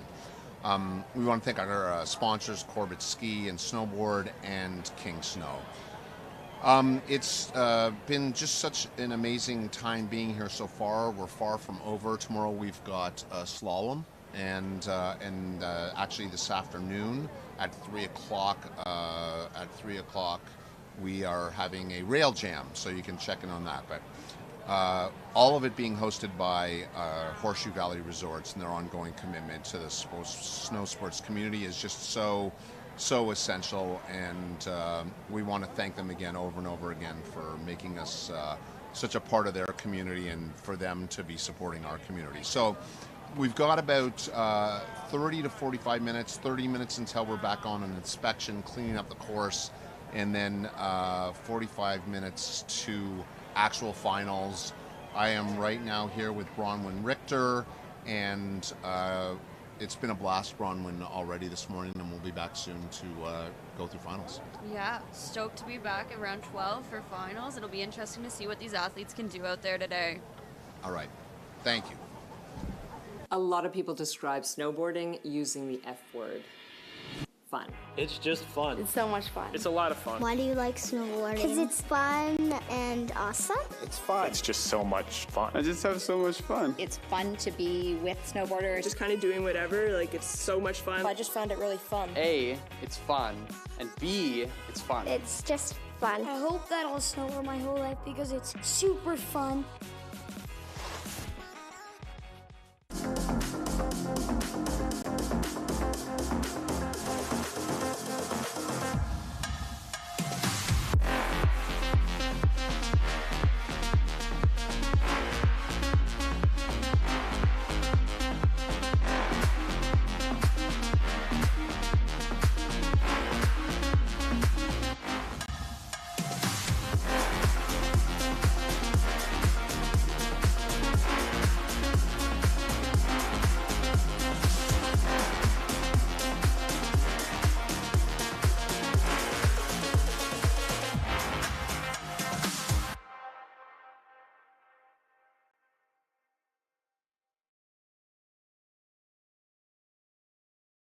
I would like to do competitions because they're super fun.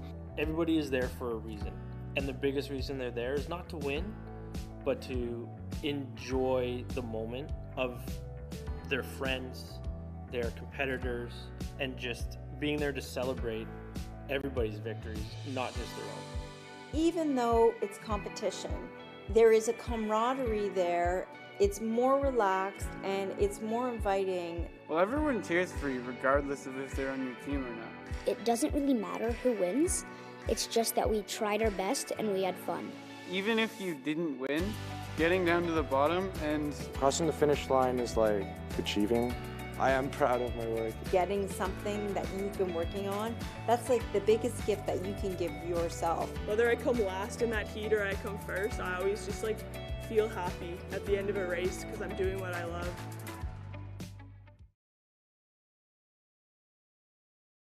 I've seen my kids grow up, sort of through this lens of snowboarding. So when my older daughter jumped into this pool of snowboarding, it was a group of kids that probably ranged in age. There was about a 5-year gap with my daughter being the youngest. What I found was that every snowboarder was included and everybody was there to help this little girl who just wanted to snowboard learn the sport and be supported and be safe out there and have an eye out for her.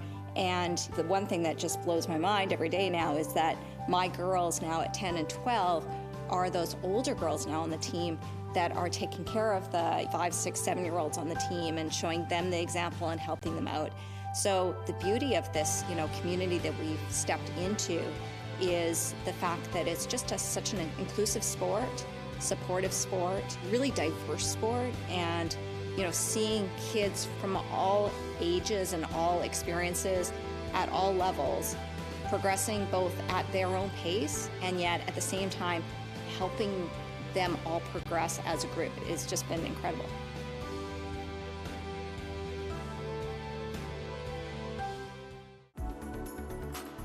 This kid George, who I never met until 2015 or 2016 OFSA border cross event, but George basically showed up out of nowhere and threw down a crazy fast run, and he was on the CSAT team to represent our league, CSAT OFSA. And I remember it was our finals. He just lost his dad, I think, the week before. He was a little messed up, obviously. But he wanted to participate. It was cold, it was icy, he hadn't been on a board, he was frightened. Students from schools that had nothing to do with him helped him gain his confidence back. Telling him that, like, dude, you'll be okay. We've seen you race. You're really good. Just fire away. Every other school in our league wanted to see him get from the top to the bottom, A, in one piece, and B, with a good time. It felt like half the league was cheering for him, and quite honestly, he had the best finish of his entire life in snowboarding. That one day. That's a special moment. It was a real moment for him. It was special to watch somebody who didn't almost trust in themselves, what they could do, discover what they're really good at. And it was pretty touching to see that.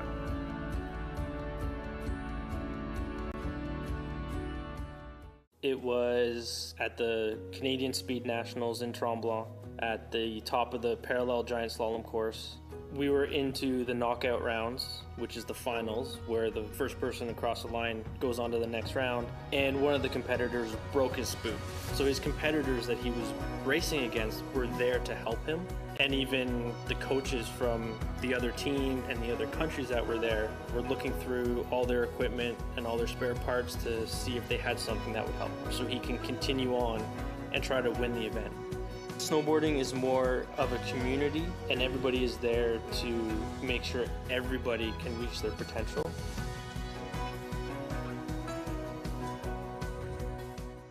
Like, I think there's this misconception that, you know, you have to be a teenager or someone my dad's age, they can't snowboard. Like, I don't think that's true. Age doesn't really matter as much. Everyone is there with like the same interests, you know. You can talk to somebody about snowboarding and that's like, bam, already one thing you have in common. I'm sort of strange because I started competing in my 30s. He was literally 70 and had skied his whole life. I think he wanted a new challenge in his life at that stage in his life. You're never too old, it's never too late. And it doesn't necessarily have to be organized. You don't need a big group in order to do it. As you get older, you can keep snowboarding as long as you want. You could always keep snowboarding. You can be absolutely any age, trust me, because I have no plans on stopping anytime soon.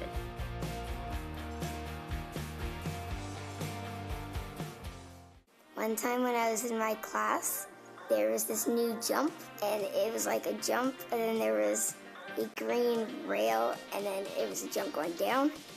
My coaches were asking, hey, who wants to do it?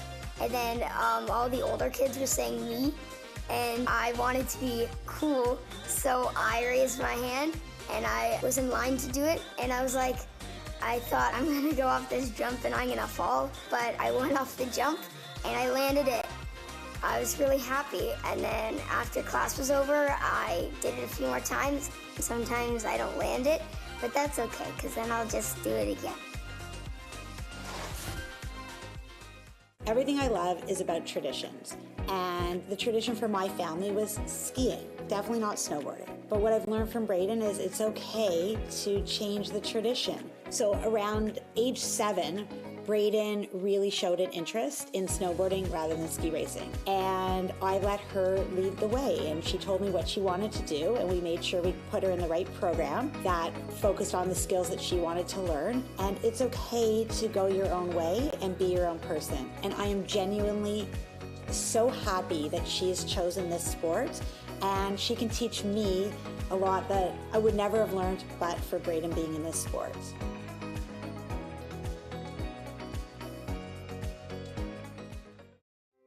I've always felt as though the winter in Canada can be a long period unless you're outside enjoying it. And snowboarding can be that sport where you can get out, you can have some fun, and you can do it as a family. I made a choice very early on that I didn't want to be sitting on the side of a rink while my kids were playing hockey or something. I wanted to be participating with them. It's just something that we all love doing, and we can be together and do it and get some off their screens. Bonus. If I didn't do snowboarding, I'd just be like sitting on my butt on the weekend. It just feels nice to be outside and be able to do the things that I love. Do you like snowboarding with your family? Yes.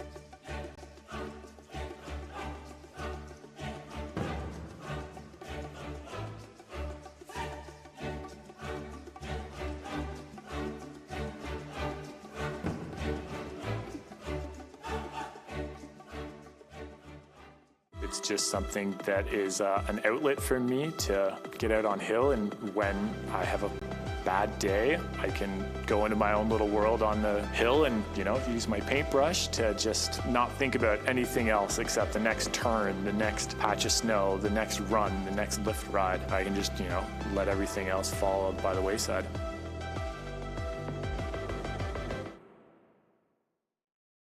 Braden really showed an interest in snowboarding rather than ski racing. So at 7 years old, Braden tried her first snowboard class, and I couldn't believe how she picked it up so fast. Braden just turned 11, and she is all snowboarding. Everything she talks about, she dreams about, is snowboarding. And looking back over the last 4 years, I am amazed how far she's come, and I couldn't be more proud of her. I am so proud of you. You are way cooler than me.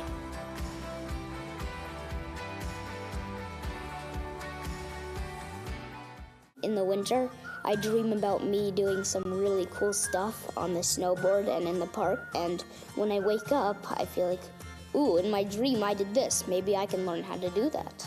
I did a front side board slide on a box in my dream, and I really wanted to learn how to do that. And I learned how to do that with my friend Jack.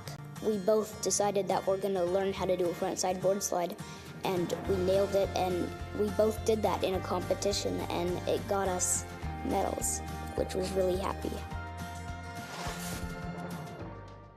If you make the move to become involved in snowboarding at any level, you're going to find the people that you're looking for, and you can build friendships as you would in any other sport. But because snowboarding is such a niche sport itself, you're building long-term relationships.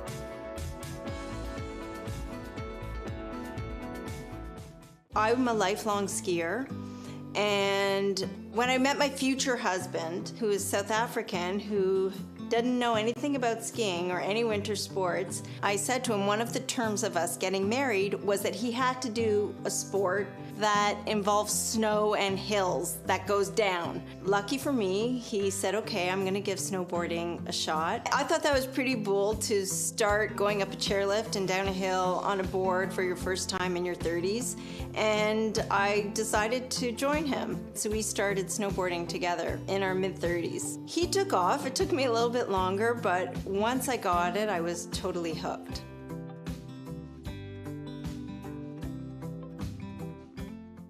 The grade 7 athlete Tegan, who had never been on a snowboard before but wanted to be part of the snowboard team, so she decided to join. First training day was her first day on snow. She spent the whole day on her butt, and by the time she got to grade 12, she was winning OFSA banners with her team and representing the school at OFSA. So she went from training day on her butt to standing on the OFSA podium in just a few years, and became such a leader on the team. She was a very academic focused student, and it provided her with a real sort of different perspective, connection with different students than she would have connected with at school. I'll think of Tegan all the time when I think about, if a grade 7 student says to me, I want to learn how to snowboard, can I be on the snowboard team?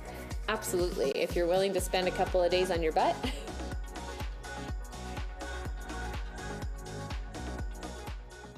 Kids want to push boundaries. Kids want to see what they're capable of. Kids want to try things that are a little bit dangerous. It's just part of being a kid. And I have like 13-year-old and 11-year-old. They're coming into being preteens and teenagers. And, snowboarding gives them a safe place to push their own boundaries, to feel completely free and independent on the mountain. Their parents are not there with them.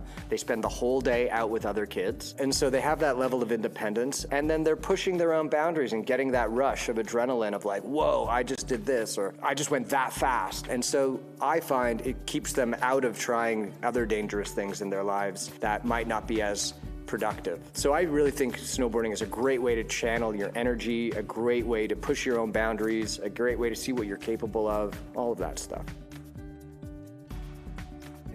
Has taught them that you can't always be the best at what you do, and that's okay. A little bit of humility goes a long way in life. It's given them a forever skill. I envision both my children snowboarding until the day they can't get on the lift anymore. And it's a gift. It's given them highs and lows. It's rewarded them. It's made them laugh. It's expanded their friends. It's given them purpose. It's a life thing. And it's hopefully something they're going to take on with them and instill back on their families and friends.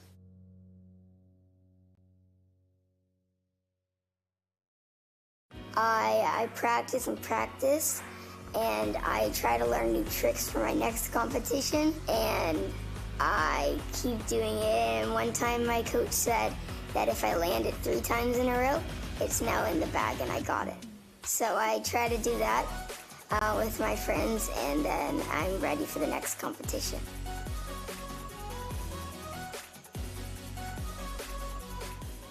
I don't like the winter.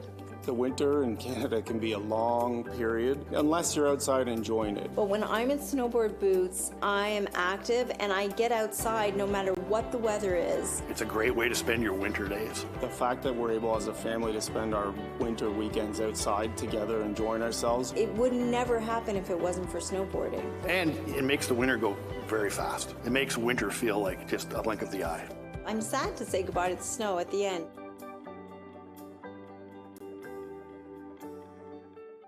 I have 2 boys, twin boys. They've both had job interviews, and on their resume, they, of course, have some things in there about snowboarding, these unique things and accomplishments that they've done and experienced. And they say when they go for job interviews, people tend to ask them about it, and it makes them stand out.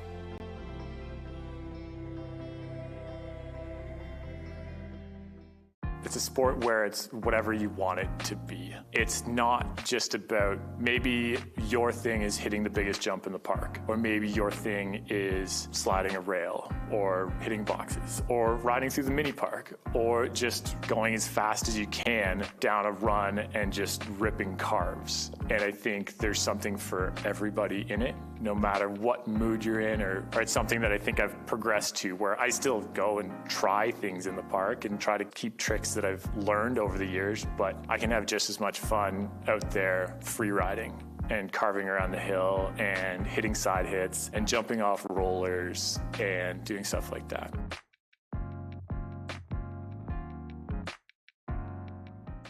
I could not imagine what I'd be doing with those kids if we didn't have this opportunity for them to be on the hill at 8 in the morning and come off the hill at like 3 and 4 in the afternoon. They want to be out and they want to be exploring and they want to be having fun. There's no other word that comes out more when you talk about snowboarding or you talk about what the kids are doing. It's just this awesomeness that the kids come down with. The accomplishment, it's like, I did this and I did that. And every day they come in, there's some funny story. Them playing, Mario Kart training runs down the hill to learn how to link their turns, or landing their first jump, or having an epic crash. I mean, those epic crashes are almost like celebrated as much as them stomping and landing on something, and they're stories that they tell over and over again. So I just see the joy that it brings to them. And, slowly as I become a snowboarder myself, I'm looking for those moments. I've had a couple of them, but I know there's probably more to come.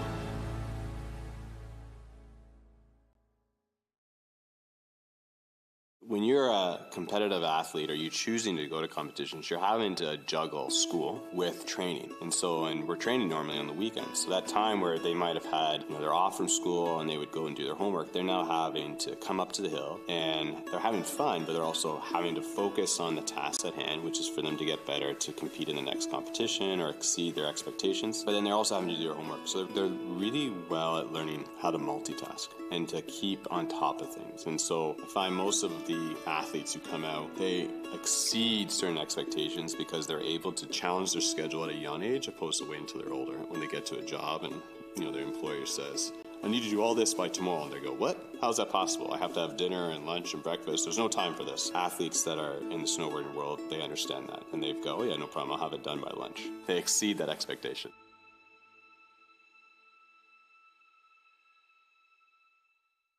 To me, it's always been a supportive community. I think that was one of the draws I always had, whether it's from a skateboarding or a surfing background too, where those communities have that element. I think earlier on, going back a number of years, clearly and culturally, there may have been a divide there for a while, like anything new as it's progressing between skiing and snowboarding. And I think really now it's a lot more harmonious, and it really doesn't, as you can see throughout the clubs in Ontario, there really isn't that divide. It's a blend now. And in a mix where everybody's sharing the hills, and really regardless of what you're doing, you're out there doing it together and having a great time, whether you're riding the chairlift or a gondola with someone who's skiing or snowboarding. It's just about being out and getting out together and again, having those good times.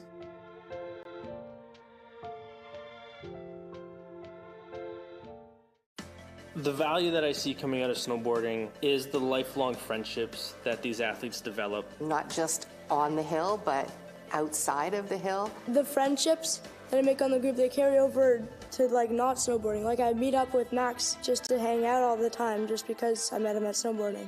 We compete individually, but we train and travel as a team, living on the road. There's a 6 to 8 week window there that snowboarding was, and that's your family. For 6 to 8 weeks, you see them every weekend and you spend all day, every day with them.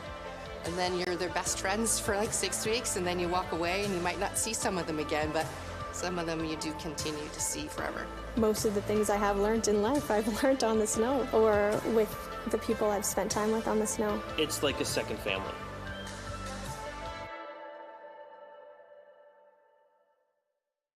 My older brother Malcolm, he is 13 now. One day he came home and he was like, Dad, Mom, I did a 180. And I was like, what? So I thought that was super advanced. And I was like, we were all super excited. And I was thinking, I really want to do that too. That sounds really fun and looks super cool. I was with my brother and my brother's skiing friend.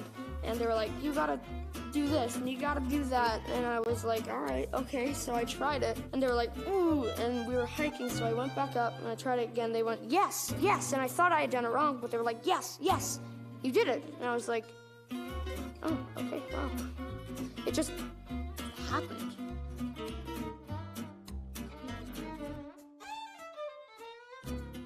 Back then, everybody was still skiing and a lot of the clubs were still ski focused, and snowboarding was just starting to take over. And switching over to snowboarding gave me a new challenge. As an 18-year-old skier, I was at the highest level that I could compete in at a club level, and I was looking for that next challenge. Just the feeling of carving turns, being able to ride forward or switch, being able to do tricks, the G-forces that we were able to generate on a snowboard as compared to skis, and just the overall excitement was just a great feeling that I loved. You can make the entire mountain a playground as opposed to just going top to bottom turning.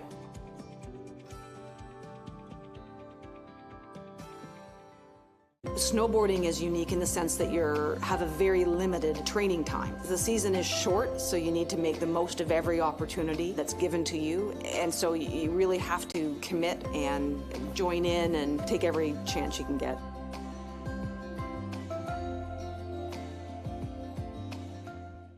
I'm really lucky that I found snowboarding as something that I really enjoy doing. I look forward to the weekends, you know, where I'm not like sitting inside like playing video games or something. It's kind of boring when you just do that, so when I'm on a snowboard, I feel good.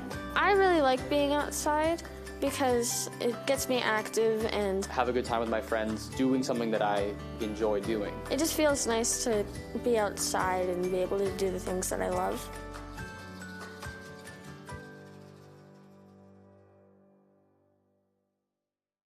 Ontario produces some of the best athletes in the world. They consistently podium at international events, both here and abroad. Currently, Ontario represents 35% of the national snowboard team.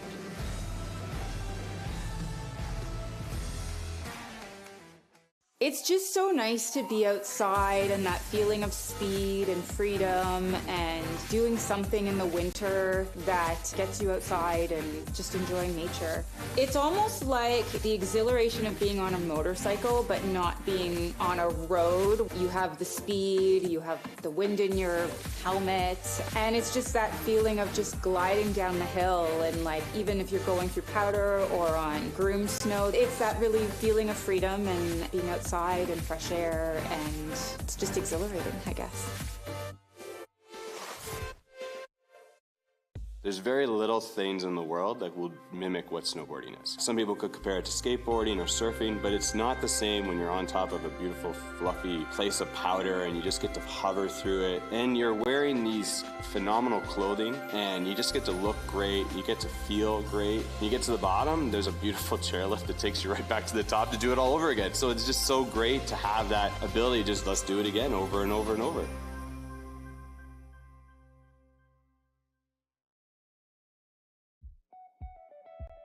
Getting into your first competition it's nerve-wracking.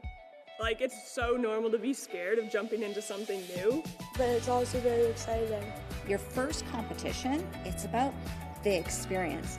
Ontario snowboard events are organized in a way that everyone competes together, from the 3-year-olds to the 60-year-olds. You don't have to be the best to go into a competition. You can use the competitions to accomplish your goals.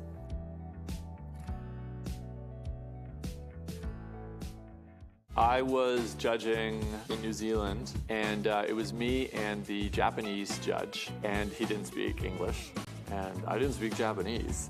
And he was driving to the airport in the afternoon, and I was like, snowboard? And he's like, yes. We're just communicating through nods, and we're gonna go snowboarding with little communication except for we're gonna go ride. And it was awesome.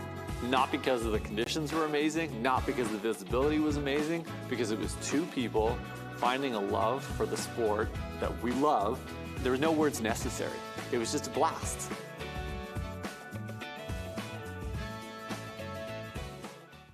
Jen, my wife, was taking Adam and Jake, my kids, to U.S. Nationals in Copper. Jen had to drive from Denver through the pass to get to Copper. And it was a snowstorm, but because of the snowstorm, they wanted to get out of Denver very quickly, and they left a pair of boots in the airport. Through a whole bunch of communication with all of our snowboard team and colleagues and other parents, we were able to find parents on a later flight who got the boots up to Copper. In the snowboarding community that I've been involved in, everyone can count on each other when things need to happen. When I think about like what snowboarding has done for me outside when I'm not snowboarding, it is that like I've learned a lot about what makes me happy. That drive to be better, to improve, to learn more from my peers or from just experiences. It's kind of like helped me just learn about that progression is something that you can do and it's so individual. I'm doing it for me. I'm not doing it for anyone else. I'm still in the park. I'm a little bit older now, but I'm just having as much fun as I always did before. And that's the name of the game. I'm not winning any awards for snowboarding, but I'm helping other people progress themselves, and I'm having so much fun all the time when I'm on snow.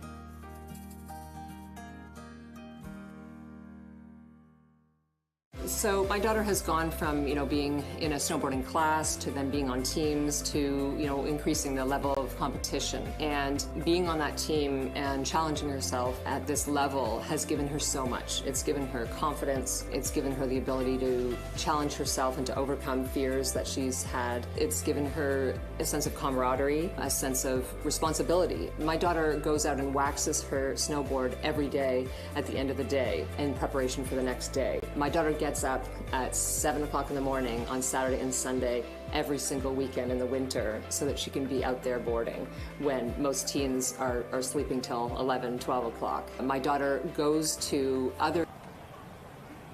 All right, welcome back to the 2025 Junior Nationals PGS at Horseshoe Valley Resort near Barrie, Ontario. So we are here ready for finals for Junior Nationals PGS. We can see right now that the athletes are on course. They're inspecting. There's one last inspection. So, I'm here with Bronwyn Richter, previous athlete, alpine snowboard athlete. Bronwyn, what is the inspection that's happening here? Yeah, so right now, these athletes know their seating. So they've seen their qualifying times, and they know if they get to pick the course that they're going into. So as an athlete, you're looking to find out which course you want, which one's the most beaten up, certain areas that might have some effect. Right now, we're watching the group of people look at an icy area around that first turn off the pitch, which we saw a lot of athletes go down around there. They're also going to be checking out the snow. So snow really changes how you ride, and it's pretty granular and wet right now, which isn't ideal for an event like this, but our athletes are strong and they'll be able to show they can ride in it. That's great. So we should be having finals should be up pretty soon. I don't know the order yet. I'm assuming we'll start with this men's. Do you know? We will be starting with the biggest category first, probably. Okay, great. So we will let you know as soon as we get ready to go. We were at the 2025 Junior Nationals PGS at Horseshoe Valley Resort. We just wanted to say a few thank yous. Thank you to Canada Snowboard and Sport Canada, as well as the government of Ontario. I mean, without them, without their support, without their support, we would just not be able to host events of this level in Ontario. We'd like to thank our sponsors, Corbett Ski and Snowboard and King Snow. We're super grateful to Horseshoe Valley Resort for their ongoing commitment to snow sports, the snow sporting community. I mean, it's just quite amazing what they do for us here. We'll be back in a few minutes for finals.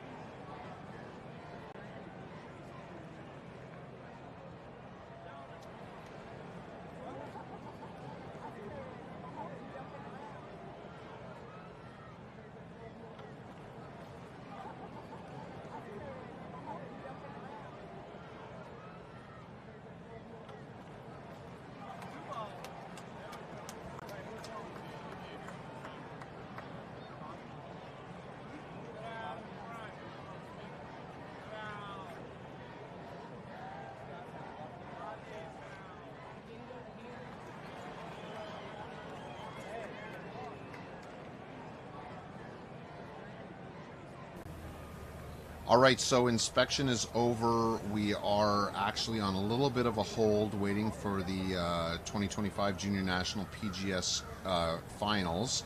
The reason why is because they're putting out some fertilizer, I understand. So Bronwyn, can you explain to us what that's all about? Yeah, definitely. So on a day like today, the sun's really great, but unfortunately it doesn't help our winter weather. As you can see, the kids easily are making snowballs right now.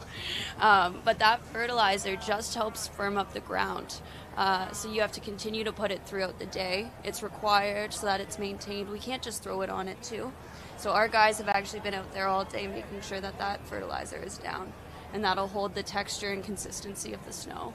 Right. We've also got some rakes for those nasty ruts that we have, and it should be tuned up really nicely for our big finals. Okay, great. So we are just waiting on tuning up a little bit here, making sure that this course is as good as it can be. We are at the 2025 Junior Nationals PGS competition at Horseshoe Valley Resort. It is Junior Nationals week here. We are all of the disciplines are being represented here at Horseshoe Valley. They have been very generous to give us their space and let us come and take over a bunch of their hills. It's been a really great format this year. It's really new, having all the disciplines in one location. Ontario Snowboard, who organizes this event, has done, I think, made a very interesting choice in that they have decided that if you're an athlete in one discipline, you can come and for one fee you can compete in all the disciplines you choose. So you literally, when you're signing up, it's like there's 8 disciplines, and it's like just pick the ones you want to do and you can do them all for the same fee. And it's just to encourage the athletes to take on something that maybe they wouldn't have before, and I just think that's an amazing thing. Yeah, it's really, really awesome to see. And again, it helps those athletes build their skills for when they do go back to their prominent discipline. Like having awareness in all areas in the air and with your edges is a big deal for our snowboard athletes. Plus, it's also a lot of fun. I mean, you can come out and spend the whole week here. Athletes come and spend the whole week here. As you can see a shot there from the top there, a camera, the view of the Horseshoe Valley Resort, which is really amazing because there's a hotel, there's restaurants, there's an amazing carnival-like festival. It's also March break here, so we've got lots of families and kids, which is really amazing. You can come and hang out and spend the week, and it's an open ski resort too, so if the whole family's into snow sports, they can be on the hill while you're competing, and then you can just compete throughout the week. So it's actually a great destination snowboard festival. So it's really great. We're actually seeing, especially here today in the Alpine, we're seeing it. I think it's been a success already because we're seeing all these bordercross athletes competing, and it's fantastic. Definitely. It's really awesome to see these kids getting out on the hill and using the awesome winter snow that we got this year. All right, so we are just waiting for fertilizer to come in, and they're tuning up. You can see the athletes there excited to get on the course and throwing snowballs at each other just to pass the time. We'll be back very, very shortly to let you know what's going on. Just so you know, we do know our order. Actually, I can share with you our order, a running order. Will be FIS men will be running first, then U13 male, U13 female, U15 female, U15 male, and then we'll be finishing off with the FIS female. Now, Bronwyn, how do they come to that order? Because that's unusual compared to this morning. Definitely. It's looking a little wonky, Jay. That's just because we put the bigger categories at the start. Like we were saying, athletes get knocked out every round, so we want to make sure all of our finals are at the end. Since FIS females is one of our smaller category, we're going to run them later so that we can run their finals next to our FIS men. That makes sense. So we'll run the first round of finals for each of the events and get down to the next level of and until we get into the finals, so that we're running all the finals at the very end for all the categories. Is that right? Exactly. Every round we'll see the group cut in half, which is pretty cool. Yeah, it happens pretty fast, doesn't it? Yeah. And once we get going here, it will happen fast. Oh, there we can see. All right. We've got Parker on fertilizer duty, really doing a great job. all right, that's Parker. Shout out to Parker. All right, so you can see the fertilizer going out. Thank you, Parker. Oh no, that was Magnus. That's a coach. Actually, that's Magnus. He's a coach out of Alpine. Yeah, we've got a coach lending a hand on the course. It's really great to see them help out. Yeah, coaches do a lot. They do more than just coach, actually. I mean, they go out, they set the courses, they tear down. I see coaches after races pulling bee netting out and down the hill for a long time after the race. They really help us make these events happen. Yeah, it's super awesome. Magnus out there fertilizing. You can see Horseshoe Valley Resort out there, nestled into Horseshoe Valley. It's really quite lovely out here.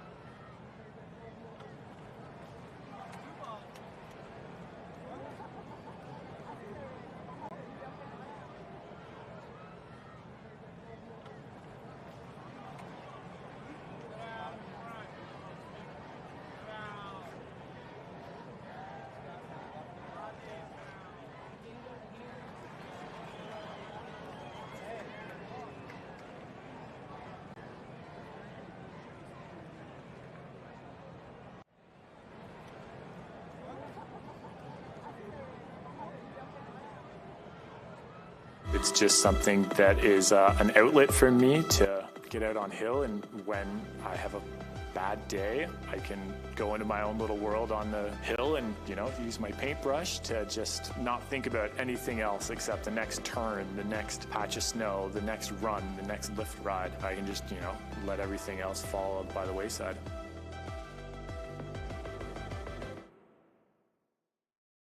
Brayden really showed an interest in snowboarding rather than ski racing. So at 7 years old, Brayden tried her first snowboard class, and I couldn't believe how she picked it up so fast. Brayden just turned 11, and she is all snowboarding. Everything she talks about, she dreams about, is snowboarding. And looking back over the last 4 years, I am amazed how far she's come, and I couldn't be more proud of her. I am so proud of you. You are way cooler than me.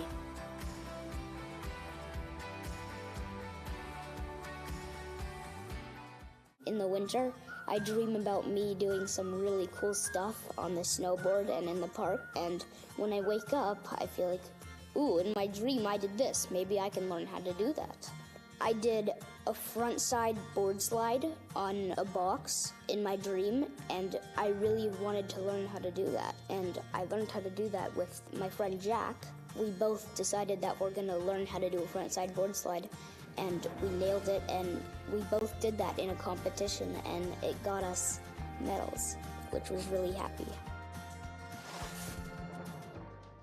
If you make the move to become involved in snowboarding at any level, you're going to find the people that you're looking for, and you can build friendships as you would in any other sport. But because snowboarding is such a niche sport itself, you're building long-term relationships.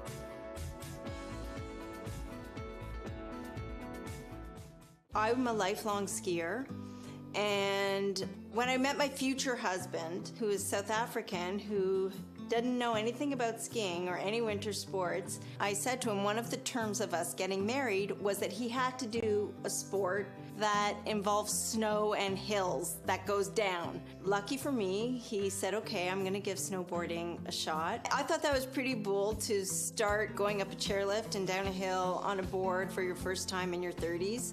And I decided to join him. So we started snowboarding together in our mid-30s. He took off. It took me a little bit longer, but once I got it, I was totally hooked.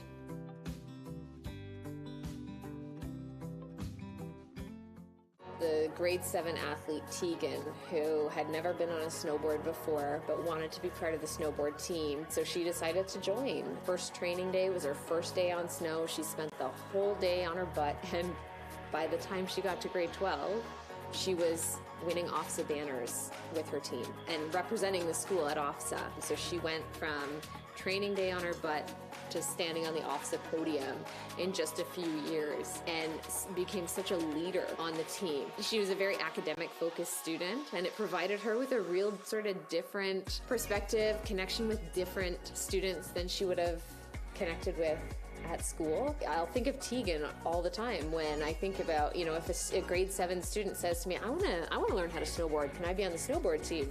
Absolutely, if you're willing to spend a couple of days on your butt.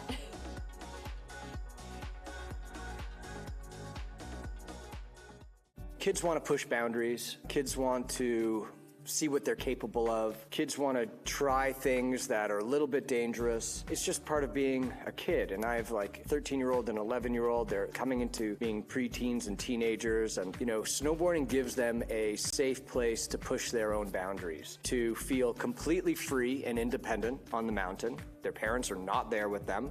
They spend the whole day out with other kids. And so they have that level of independence, and then they're pushing their own boundaries and getting that rush of adrenaline of like, whoa, I just did this, or I just went that fast. And so I find it keeps them out of trying other dangerous things in their lives that might not be as productive. So I really think snowboarding is a great way to channel your energy, a great way to push your own boundaries, a great way to see what you're capable of, all of that stuff.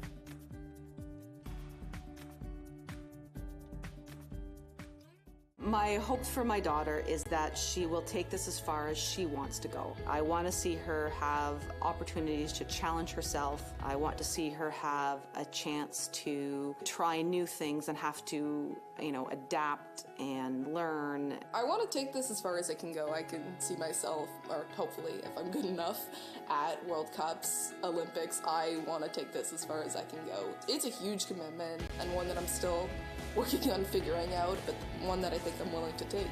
I don't know what her pathway will be or how far this will take her, but I'm really excited to be on the journey.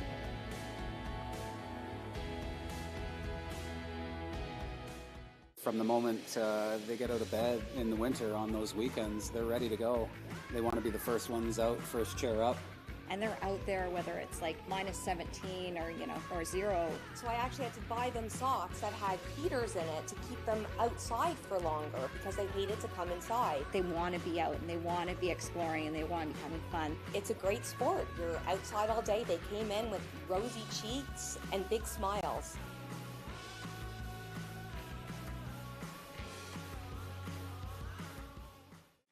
Not gonna sugarcoat it, we do get some icy days. In Ontario is either ice or slush. There's no cushion. They've had to ride these horrible conditions. When you train in that, you're just preparing yourself. Which means that we build resilience. The riders coming out of Ontario are amazing in that sense. If you go to somewhere like for a competition that's super icy. Oftentimes the riders from Ontario can absolutely just rail that turn because they're so used to riding on ice. It plays to our advantage sometimes, which I think is good.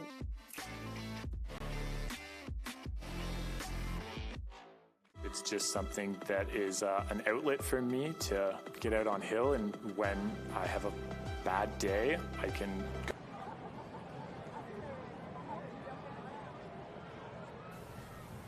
Okay, so it looks like we are actually about ready to go in our first round of knockouts here at the 2025 Junior Nationals PGS competition at Horseshoe Valley Resort. We've got our first two riders in the gate, and this is the U13 female. We've got Fiona Mullen, in red, and Hope Smith in blue. This one's going to be a really interesting one, Jay. Fiona placed in the placement above Hope. So we've got fourth and fifth place qualies battling each other right now for that spot. All right, should be a good run. Thank you for your patience, everybody. We had to do a lot of pretty intense tabulations there to get this thing going. And the athletes are down, nice and light on that flat part, dropping into the pitch. We see Hope ahead a little bit here, just a little bit. Oh, and Fiona coming ahead. Super tight race between these two girls here. And Hope went down slightly, but gets back up to her feet. Fiona's holding on to that edge. And awesome. So we see Fiona progress to the next round. And in that round, she'll be facing Ray Chapman, our first place qualifier.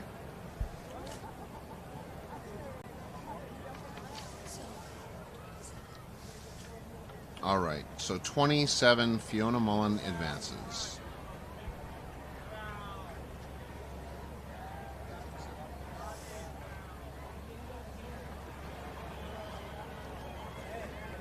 So now we're going to see Ray Chapman, our first place qualifier. She gets a bye, so automatically progressing her to the next round of knockouts. However, she does get a chance to see what she's thinking about this course and get one more practice round out there before she fights for her spot. That's right. I mean, the fact is, again, the whole point is for these athletes to get as many runs on the hill as possible. And so even though she has a bye, it's really important to have that extra run, right? Well, yeah, especially with the break that we just had. The snow's changed a lot in this kind of weather. Just that hour of sun alone will change how her board feels while she rides. You see her coming over the pitch here strong, holding a nice line.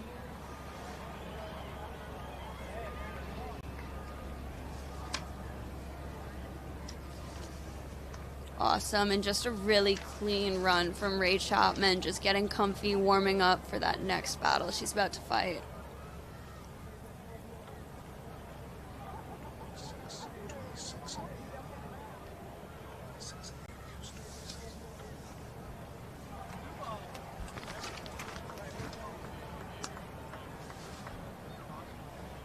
All right, up next, we have Brinley Chappelle on red, I believe, and Layla Ray Smith on blue. So right now, Jay, we're starting to see which course the athletes favor. They know it better than anyone watching this event because they get to ride it. And our second place qualifier decided to drop into red this time. It looks like both the top seeds have chosen red so far. Yeah. Yeah.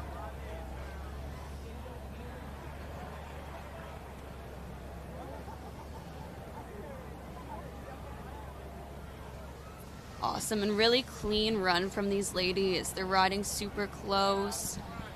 We've got Brinley ahead by a little bit here, but it's a tight race to the finish. Oh, and super close, but Brinley gets it. So Brinley will be moving forward to her next round, and we'll see who faces her shortly. All right, in our next matchup, we have the top seed taking red. Lily Turner on the red course and Blair Mullen on the blue course.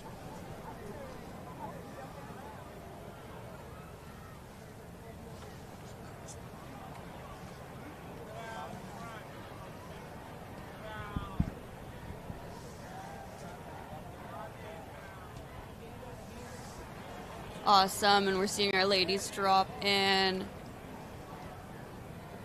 really low here with Blair Mullen, getting nice and close to that stubby, making sure there's not a lot of room for her to lose her board. Lily Turner pulling forward in red. Oh, and the race is tightened up a bit. You really have to watch your line here when we start to get loopy. That's where you leave room for those athletes to get ahead. And Lily takes it. So Lily will be facing Brinley in the next round.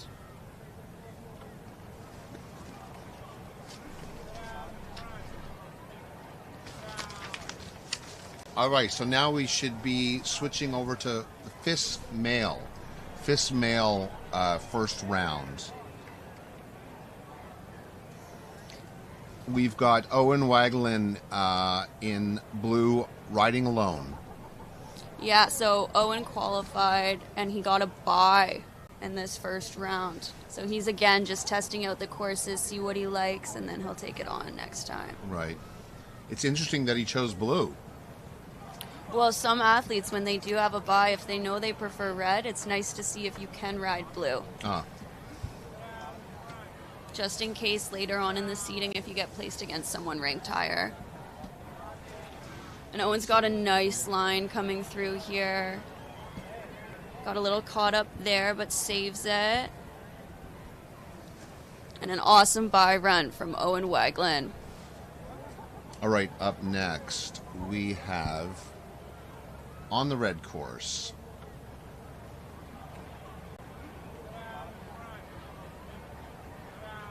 Finley Wood, and on the blue course Samuel Carpenter.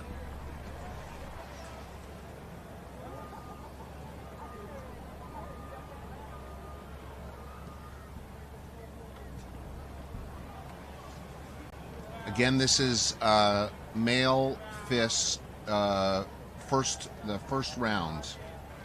Yeah, it looks like we'll be seeing a soft board against an alpine board again. Curious to see how this one turns out.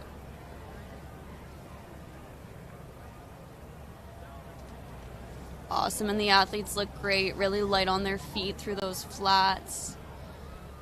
And holding that edge nice through the pitch. That fertilizer definitely helped us out a bit going into this race. Nice, and Finley's a little chattery, but we hold it as Samuel starts to close that gap on the flats. And Finley takes it, progressing to the next round to face our bye, Owen, who we just saw.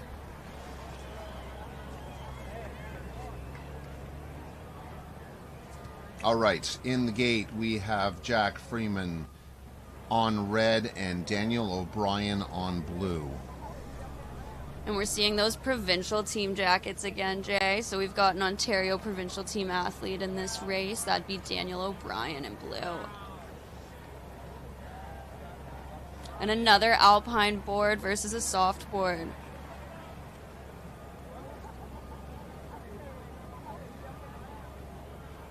Oh, and Daniel makes up some speed on that pitch there. They're really close. Hitting the stubbies at about the same time, and Owen loses his, Daniel loses his edge. Oh, that's too bad. Yeah, that was a really close race. We hate to see when stuff like that happens, but Jack takes it, and he's moving on to the next round.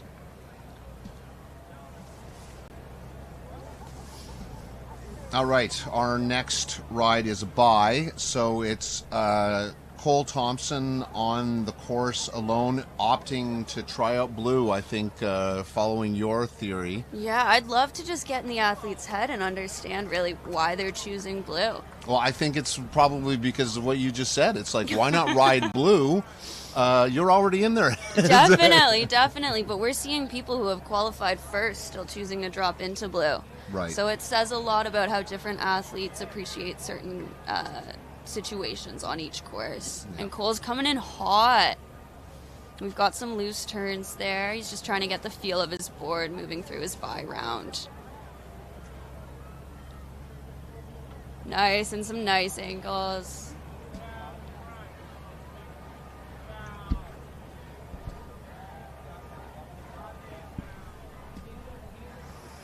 And Cole will be facing Daniel.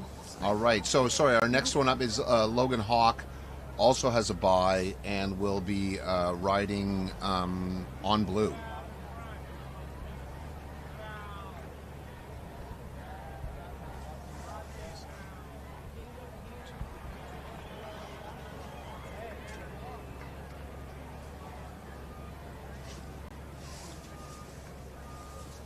And Logan's looking comfy in that start gate for not being used to an alpine drop. He seems pretty sturdy. Yeah, Logan's riding all week has been really impressive. Oh, it's been killer to watch him go. Yeah. Really strong. And continues to impress for sure. He was our 4th place yesterday in the SBX category. Yeah. Okay, we've just got a little hold here on the gate for Logan.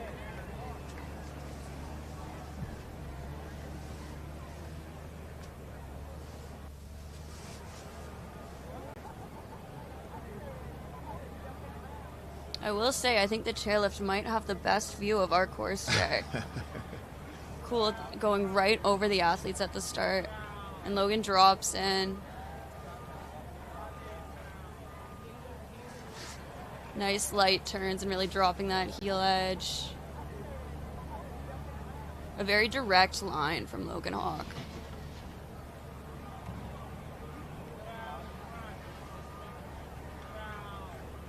And he holds his edge well through his bye round. Progressing. He's a very strong rider. He makes it look easy, let's just say. He does. All right, so we have on red Evan Russell, SBX athlete, and on blue we have Isaac Rousseau.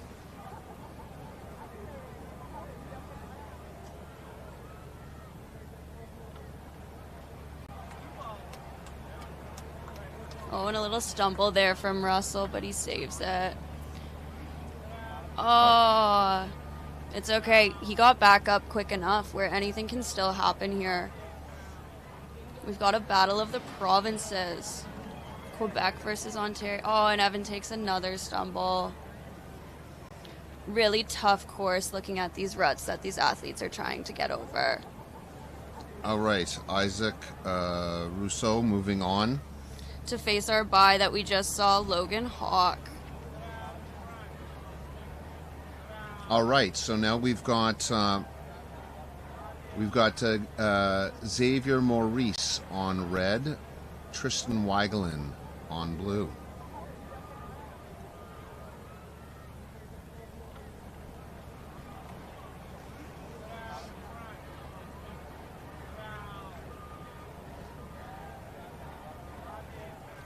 Awesome, nice and low. They're really trying to avoid any drag that wind you were talking about earlier might cause.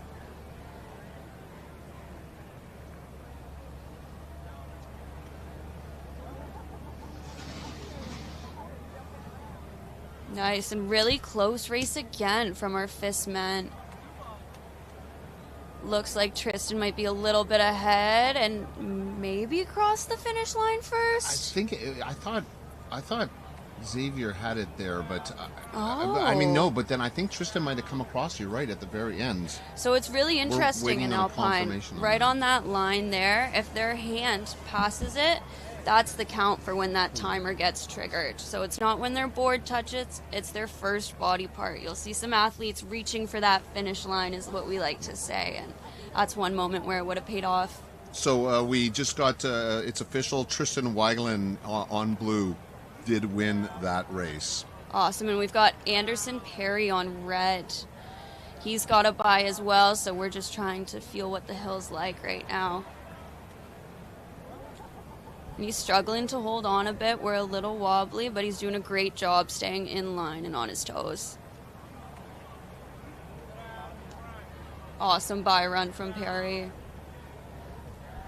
All right, so that takes care of our FIS men, and we will be now going on to our U13 male category, right here at the 2025 Junior National PGS competition.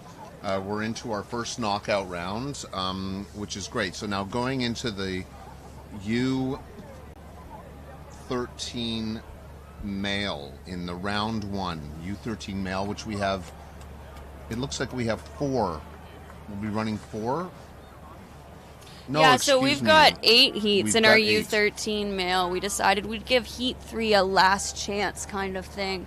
So everyone will be running with a bye except for our Heat 3 to fill that last spot in our qualifying heat, or in our knockout heat. All right, so it's Noah Lalonde on his own for the first run of the U13 males.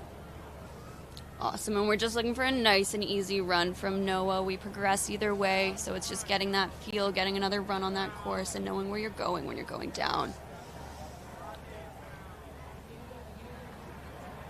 Noah looks super stable through this course. Little chattery, but we're holding really well.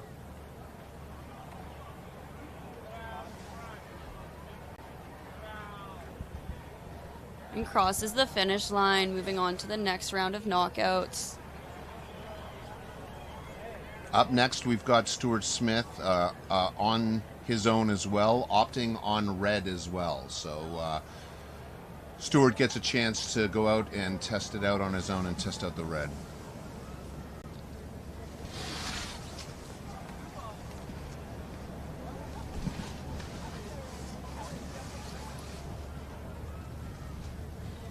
And you can see the wind picking up over on that valley flag. The sun's starting to go away, but that does not deter our athletes.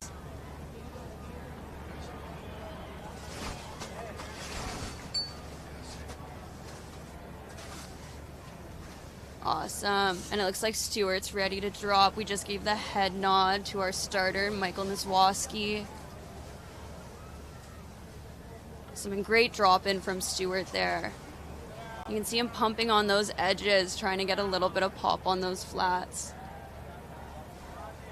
Taking the turns pretty good. We're a little loose, but still holding on and putting down a solid run.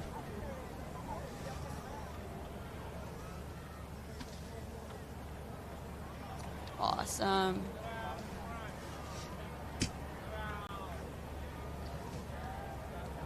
And Stuart will progress to race against Noah in the next knockout.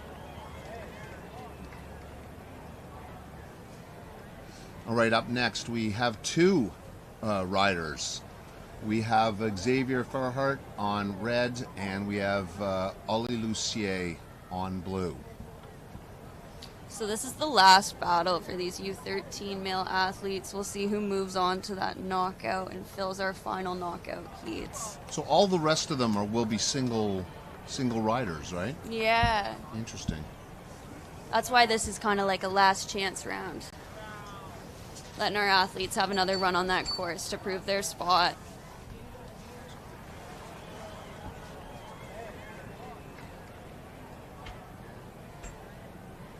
Oh, Ollie Lucier took a spill there. And you'll see the alpine boards look a little funny when they fall just because the angles are set up a little bit differently. Ollie handled that well, and we have Xavier progressing. Ollie looks fine, thankfully. Yeah.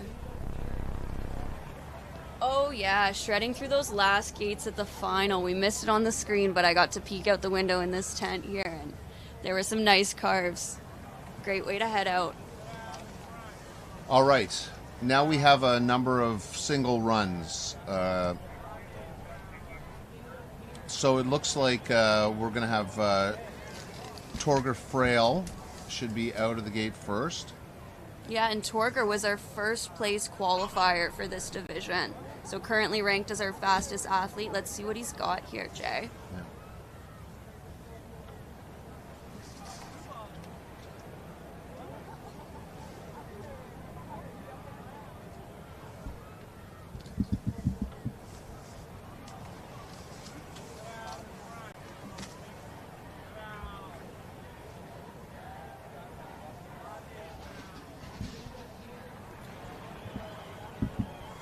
Awesome, and just laying down a super clean run.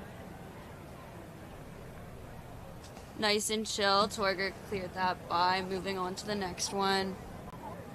With a third place SBX medal under his belt already this week, Jay, what do you think he can do? Oh, he's doing great. Well, we're already on to his brother, Odin, in the start gate.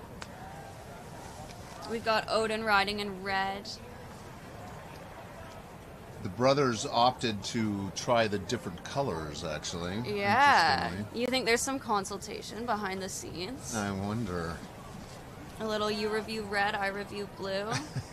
And Odin's running this course great, really holding on in that red course where we see a lot of those athletes struggle.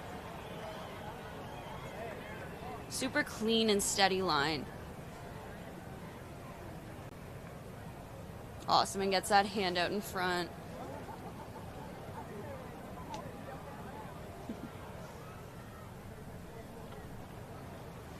So Odin and Kian will be facing off. So Kian McRonald is in blue, and he will be doing his round, and after they complete it, they will be meeting each other in the next knockout. And Kian's looking great coming down. We just got a pep talk from Dad at the start, and taking that pitch really great.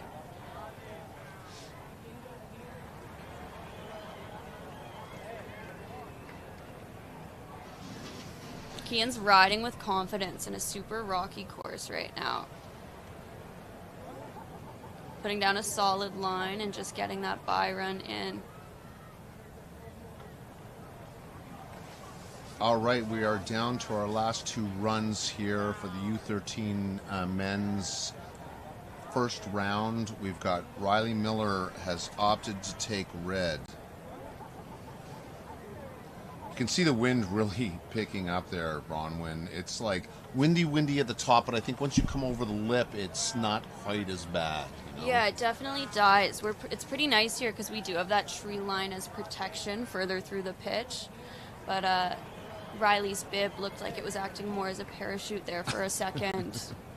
Dropping in really great, though. A nice, fast, flat section, holding his edge in the pitch.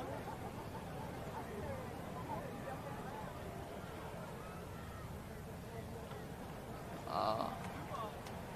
Little chattery, but really just getting through it.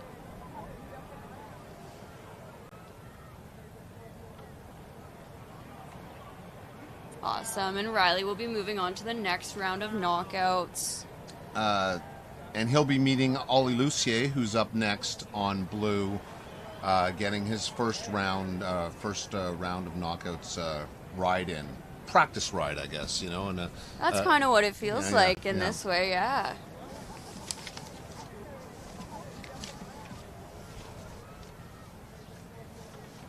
Oh, and nice and light feet through these flats. Really driving that heel through the pitch there. Little wobble in that turn, but really holding his speed fairly well.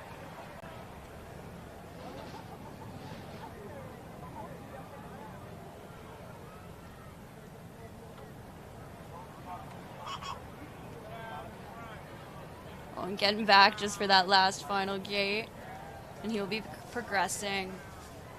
All right, so that completes our U13 male, and we are now moving on to U15 female. We have 4 heats, Bronwyn. 3 of them are buys. Yeah, we've got a last chance round coming up right here. So our 4th place and our 5th place quali women's will be battling it out to see who gets that spot in the knockout rounds. We've got Kalina Tang on red and Ava Grosskopf on blue.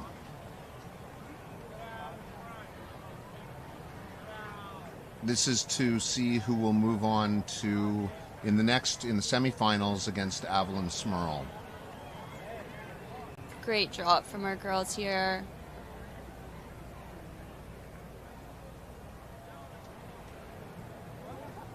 Oh, and holding it through the pitch. It's really tough to get your edge to stick in there on those gates, and we lose Ava, but she's back up really quick. Yeah, making up a bit of speed right there. Coming into the finish, only a tiny bit behind. Considering the fall, that's a pretty great performance. We've got Rumi moving forward to the next round of knockouts. Oh, wait, I'm sorry, we do have... We have Kalina moving forward. So we do have... We may be... Hold on, we're not certain here.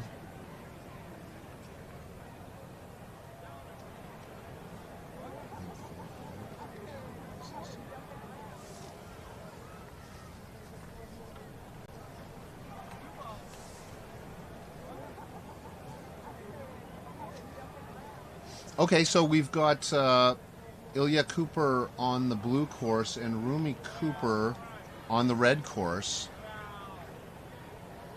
Is that right? We're not sure if what we have here, our information is... Yep.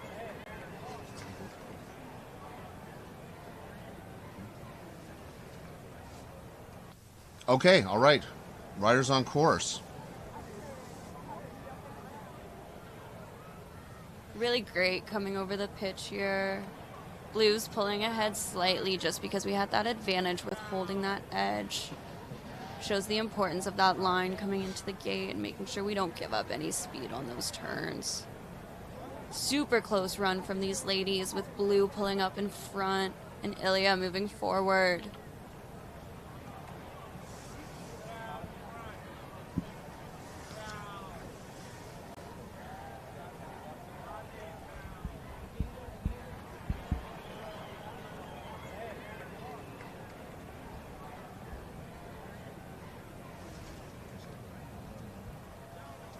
Okay, single rider, Evelyn Smurl now opting to take a run down blue, having the option to have this run.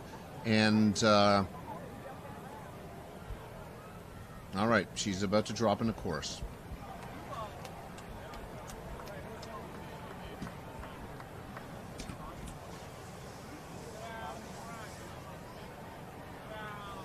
And really great job coming into the pitch here, setting herself up right on those turns. We're losing a bit on the sides, but considering how rocky the course is for some of these athletes, she's holding on really great. Really rhythmic section here at the bottom, making the athletes switch up and think about how they're going to have to change their turns to continue that speed through the line.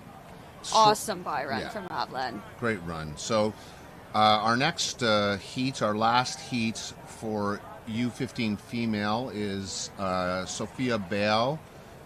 She is getting some serious coaching right now. Yeah, look at this. That's Magnus, giving Coach Magnus, who was earlier distributing fertilizer on the course, giving Sophia... Just a really great pep talk. Looks like there was a little props there at the end too, Jay. Yeah. Magnus is great. He's a great coach. Fantastic. This is our last run of the U15 female. And Sophia drops.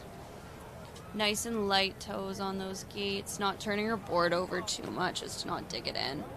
Little wide coming into the red, but it sets herself up really nicely for the gates coming at her in the future. Pulls her out of that rut line slightly. She's holding on pretty great in this course.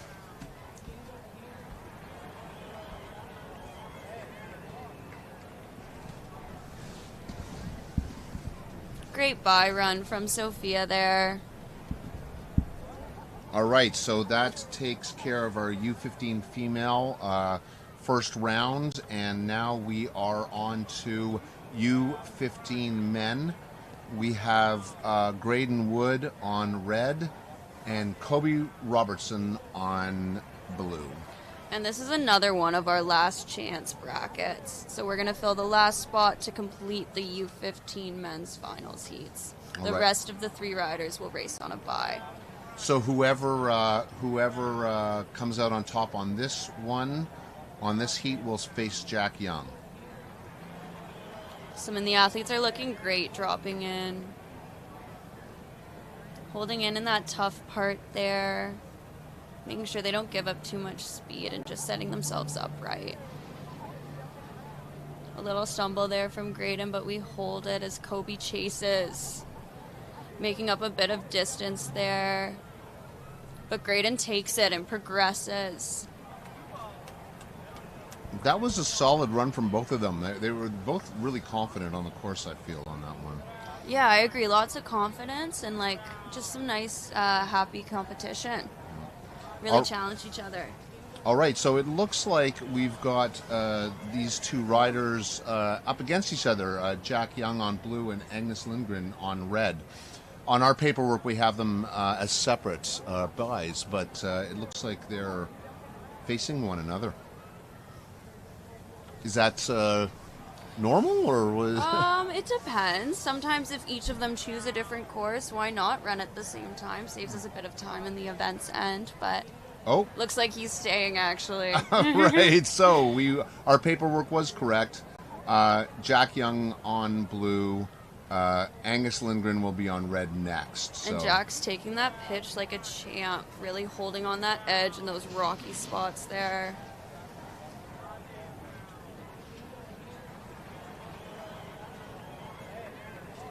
Nice clean line through this bottom part here.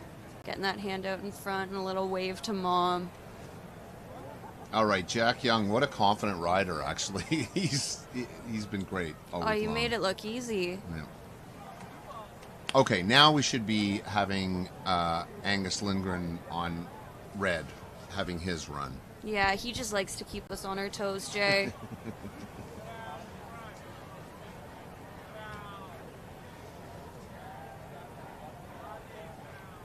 And great drop from Angus. Pumping in those flat spots.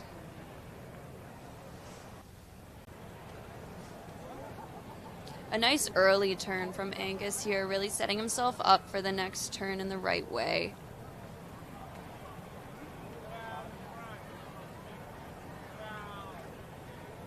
Super great line and super stable run. He will be progressing. All right, so our in the first round, our last rider, Tanner Hawk, just dropped in on course, and this is the last rider in our U15 men's category, and before we go on to round 2. Exactly. And Tanner Hawk's riding this course great. We're getting some nice pop out of a course that isn't very good for it. And just a really great line. Little loose, but keeping it as tight as you can on a board like that. Really great run from Tanner and a little flare there at the end with the nose press. All right, so now we're going on to round 2, and we should be starting off with FIS female category.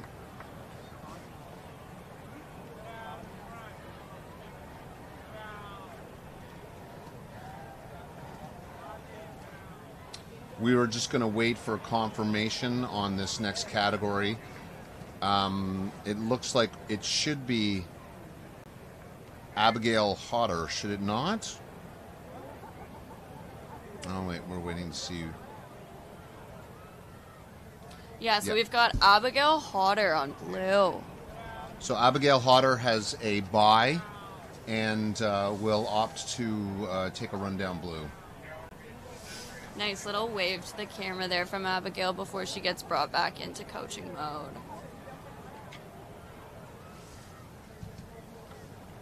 And we can see some of our other athletes getting ready for their big runs as well. Lots of chats about the course, how we're feeling, what our mental game's like going into the next few rounds. When Abigail's pulled out, really nice light feet here. Dropping that heel really great over the pitch and starting off that turn early.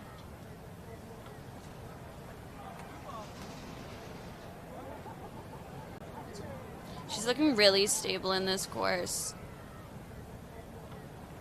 Super fun turns there at the end and brought it back to progress. She will be facing the winner of our next battle. All right, so now we just have only one more run. We have Sienna Cater on red and Ryan Huntley on blue.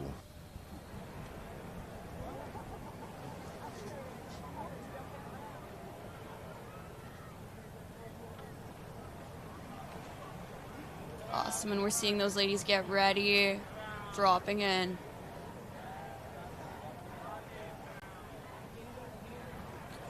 Super tight run here as we see these ladies come over the pitch with Ryan pulling forward a little bit but stumbling on that last turn.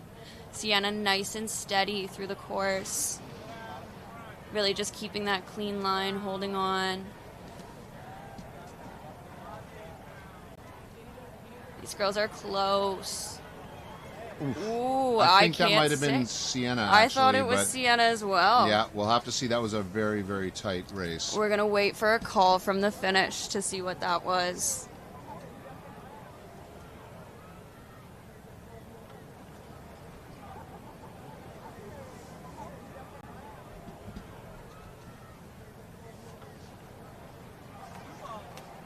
Okay, up next, U13 females. We've got Ray Chapman on the blue course and Fiona Mullen on the red course.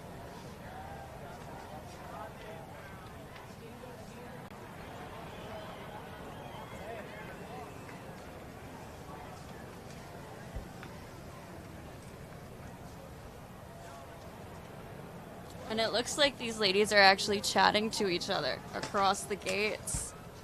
A little bit of encouragement before they go head to head.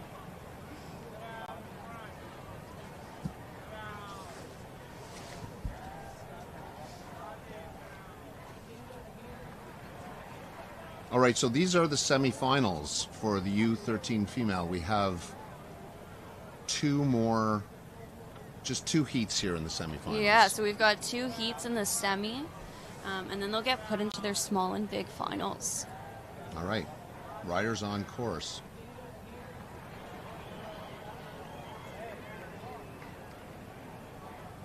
Really nice line here from both ladies. You can tell that they're close.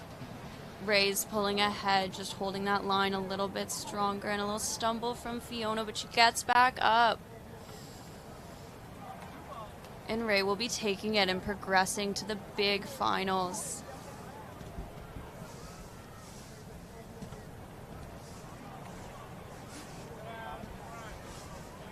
All right, so moving on to our next semifinal, we've got Brynley Chappell on red and Lily Turner on blue.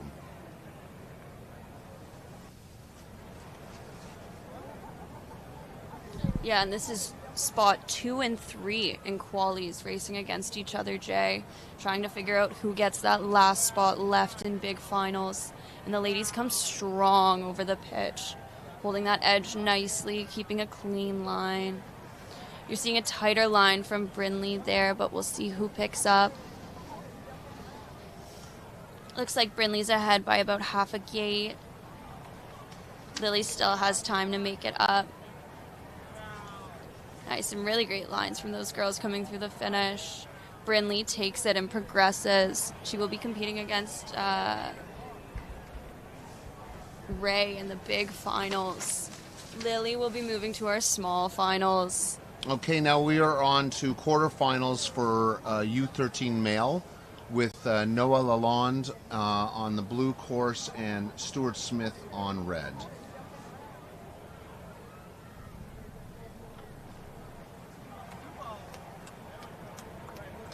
And these athletes look ready. You can see a few deep breaths, getting that motion down.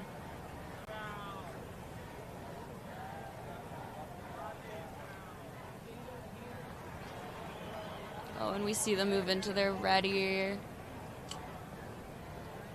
All right, we're on a little hold for timing here, but we should be ready to go very soon.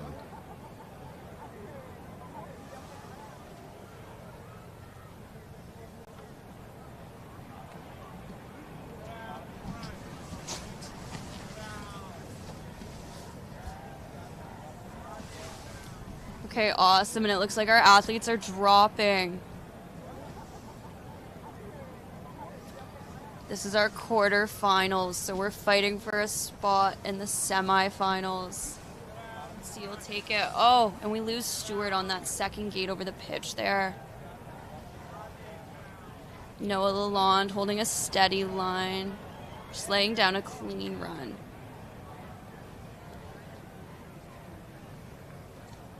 Great finish from Noah, progressing to our semifinals, and a great run from Stewart as well.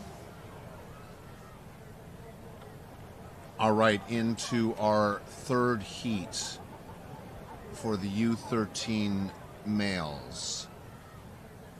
We have on blue Torger Frail and Xavier Fairhart on red. All right, we are getting close here. And this will be our spot 1 versus our spot 8 from our qualies rankings. So a little bit of a gap, but it should still be a good race here, Jay.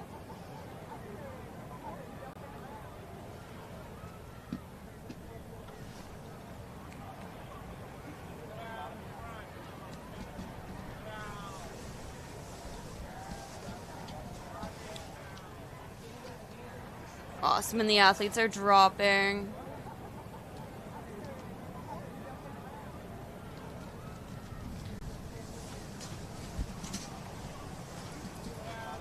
Some really great lines from these guys.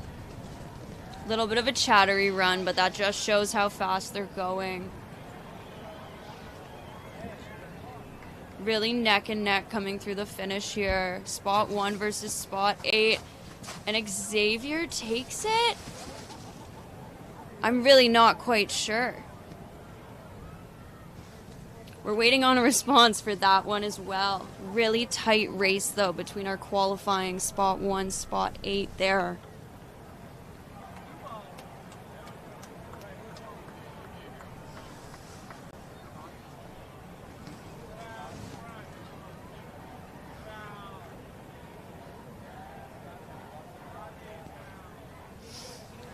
And just over to the left there, you could see our SBX course. So that was built by Arena Snow Parks, a team that's really helped us do a lot between our SBX, our slope courses, and now they're turning that course into a bank slalom for an event we have Friday. We've got Kian in blue, Odin in red here, back with our U13 males quarterfinals.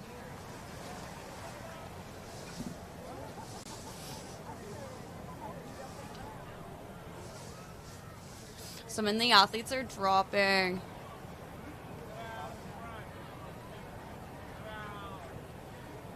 Really even coming over the pitch here.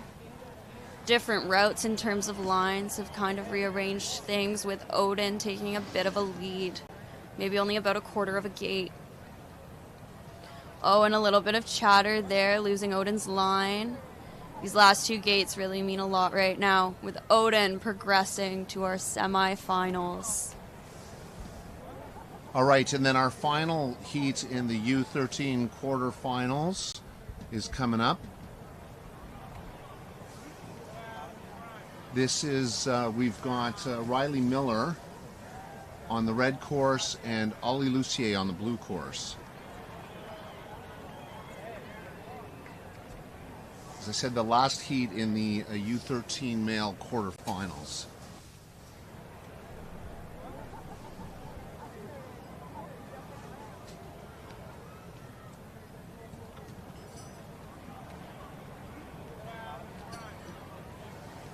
Awesome, and those athletes are on course. Nice and light toes.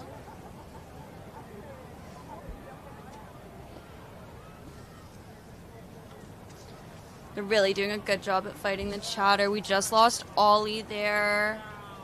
Looks like he's okay. It's just about stopping the sliding so that we can hike and get back up.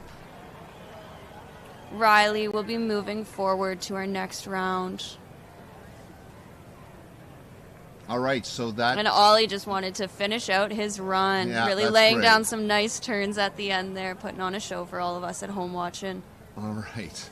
So now we are back over to U15 female semifinals. We have Kalina Tang on the red course and Ilya Cooper on the blue course.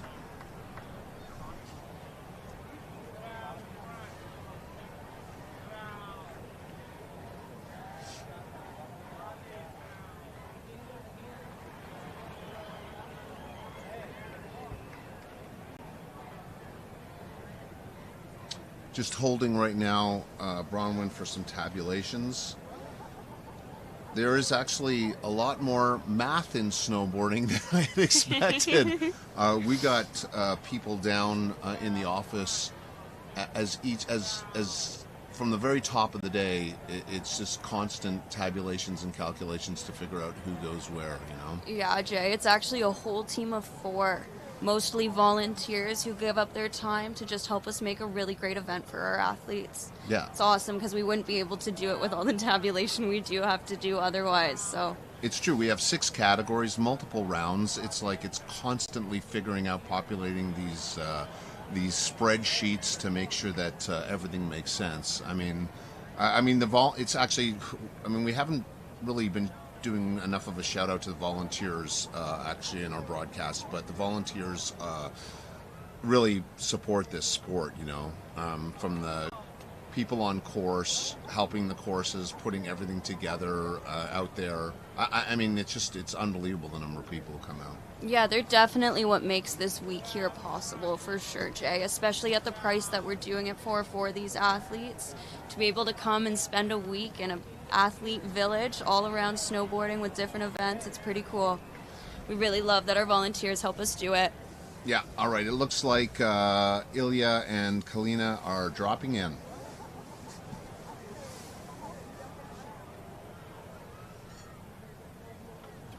Awesome, and a tight line from Kalina coming over that pitch. Getting nice and close to that gate. They're really doing a good job considering the ice on the course today.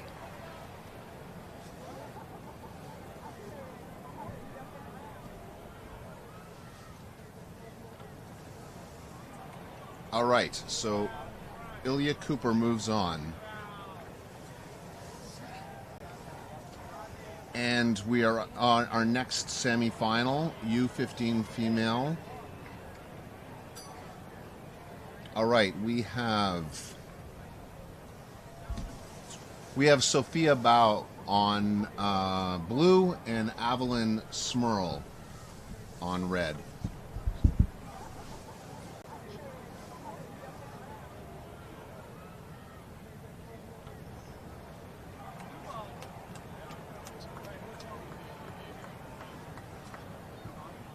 All right, riders on course.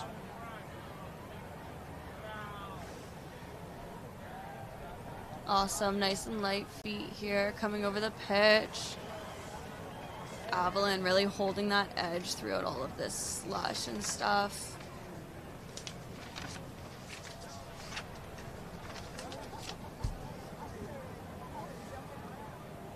Really, really great runs from both athletes.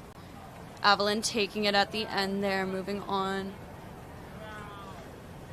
All right, so now that concludes our U15 female. We are actually now going back to FIS men's. So back to FIS men for the round of 4.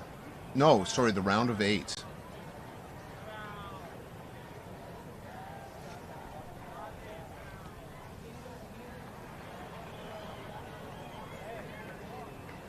Yeah, and Jay, these athletes really are doing a great job today riding. Lots of weird textures with our snow between the ice and the soft conditions. It's weird to see them both on the same day. Well, you know what I they're also doing a think great job. something really odd has happened today that I've never really seen much of before is that it's actually colder now than it was this morning. So it's actually been cooling down over the day, which usually it's the opposite. It warms up across the day. So these riders started on a kind of mushy course, and then it's been getting colder and colder, and the wind has been picking up. So it's like, I don't know, that's got to be unusual, right? Yeah, it really is quite different. Nothing like what they're used to doing, especially when as the day gets longer, usually we get warmer. So even just your recreational snowboard athlete will be used to that kind of conditions. Something like this can throw them for a loop for sure. Yeah, it's I'm sure it goes against all the muscle memory that you have out there, you know. Exactly. They're doing a really good job staying on this course though today. Yeah, all right. So we've got Owen Wagelin on blue and Finley Wood on red. And really close coming over the pitch there with Owen pulling slightly ahead, about a quarter of a gate. Getting nice and low and close to those stubbies. You can see them bounce back as these guys hit them. And Owen takes it, progressing to our round of 4, our semifinals.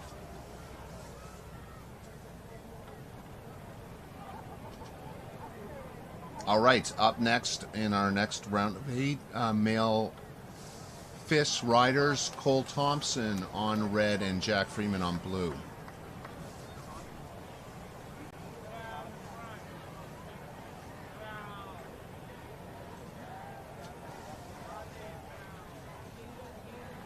Nice drop in from these guys, really light and close to those gates through the start. Little wobble from Cole there, but really holds that edge to drive forward. About a gate ahead of Jack in blue.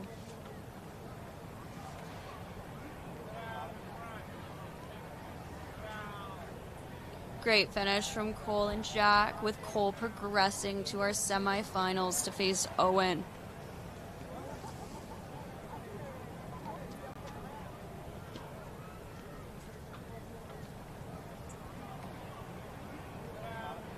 All right, here we are. Back at the top, the starting gate, we've got Logan Hawk in blue and Isaac Rousseau on red.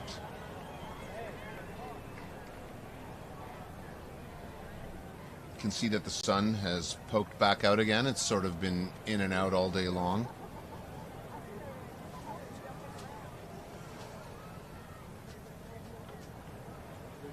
Awesome and great job from these guys.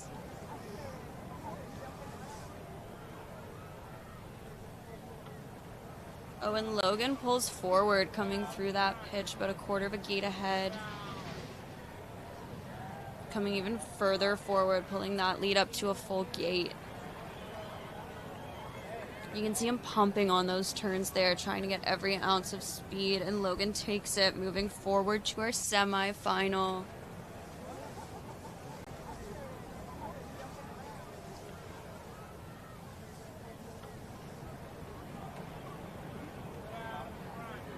Okay, so we're down to our final round of 8 for our FIS men. We've got Anderson Perry on blue and Tristan Wagelin on red.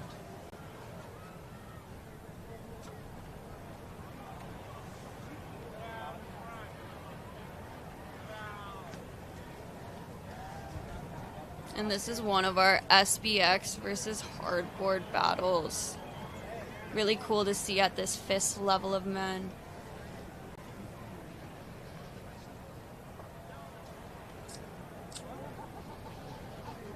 Great lines from both athletes coming through the pitch.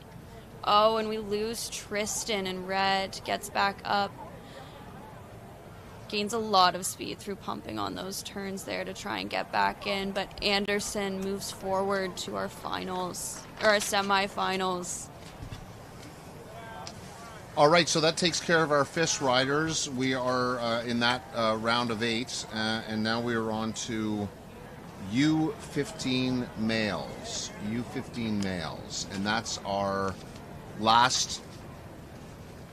That's our last category until we go into the next round. The last category in this round. We've got. No, I think we're starting semi. Oh. Yes, we are into semifinals. Yeah. Oh, sorry, that's so, Bronwyn and I are just trying to figure ourselves out here. We're through paperwork and texts and emails. Yeah, I ran out of coffee about an hour ago, so we're currently dealing with that. If you're out there and you can send a coffee, please do. Yeah, a drone maybe. Yeah, so we're into the semifinals now. We've got Jack Young and Angus Lindgren sort of waiting in the gates. We're waiting on some tabulations, and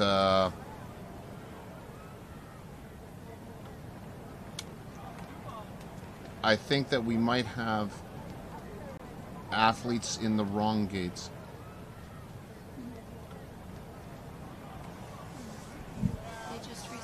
It's supposed to be... No, so actually what ended up happening was their seed placements from earlier, I think, reseeded them in a different way. Okay. So what you're seeing here is as we move through each level of finals, we then pair them again together as 1 and 4, 2 and 3, kind of what we were talking about earlier. Right.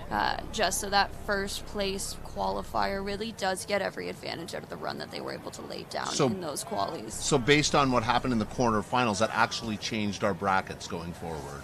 No, so that's our qualification seeding that will follow through. Okay. Uh-huh. All right, so then we've got Graydon Wood in red against Jack Young on blue. It's a complicated system, and sometimes it can become confusing.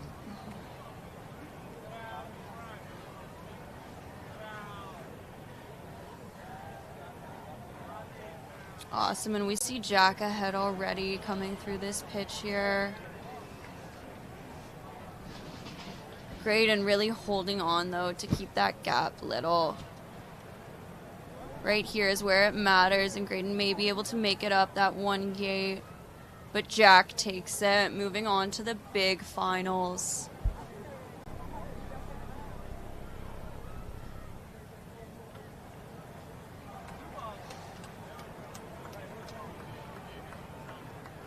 Okay, so we're into our other U15 men semifinal. We have Angus Lindgren on red and Tanner Hawk on blue.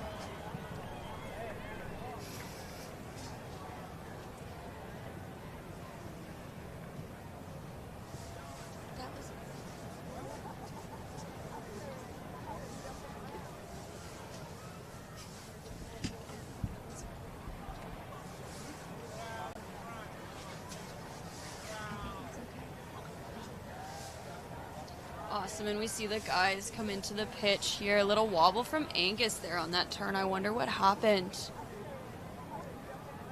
And we see Tanner pulling ahead, looking like about a gate lead.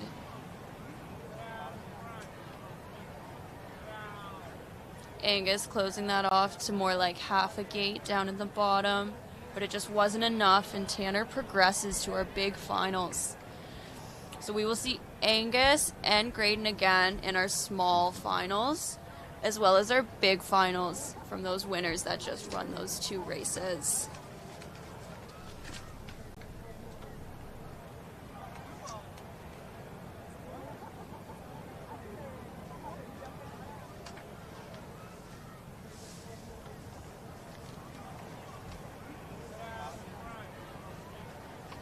Okay, we are going back to FIS men now. FIS men. We have, we're into the round of 4 now for FIS men. Yeah, this is going to be a big semifinals, Jay. Lots to happen to figure out which end of the podium they're going to fight for.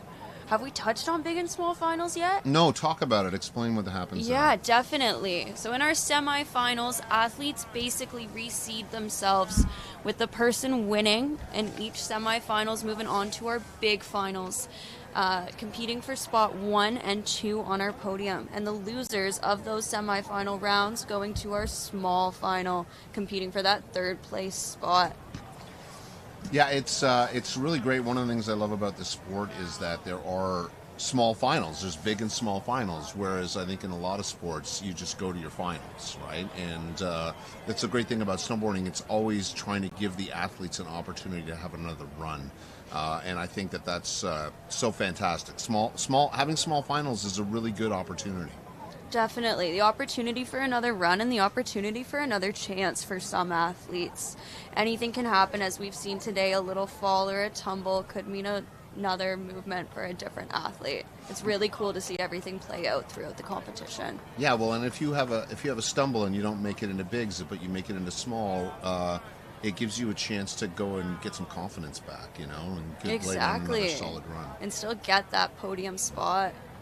All right, so we've got Cole Thompson on red and Owen Weigelin on blue.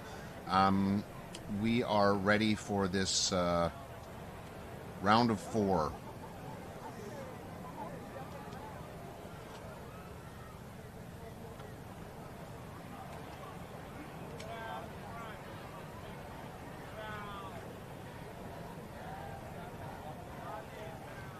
Awesome, and you can see these athletes visualizing the course, taking some deep breaths, getting ready for what they're about to fight.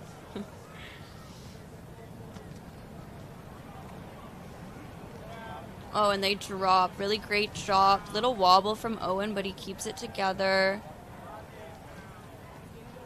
Cole pulling out in front, but not by much, with Owen sliding and Cole narrowly avoiding a collision. Owen's back up, though, and it looks like everyone's okay, with Cole pulling forward. With Cole progressing to our big finals and Owen progressing to our small finals. Let's see what our next semifinals round does.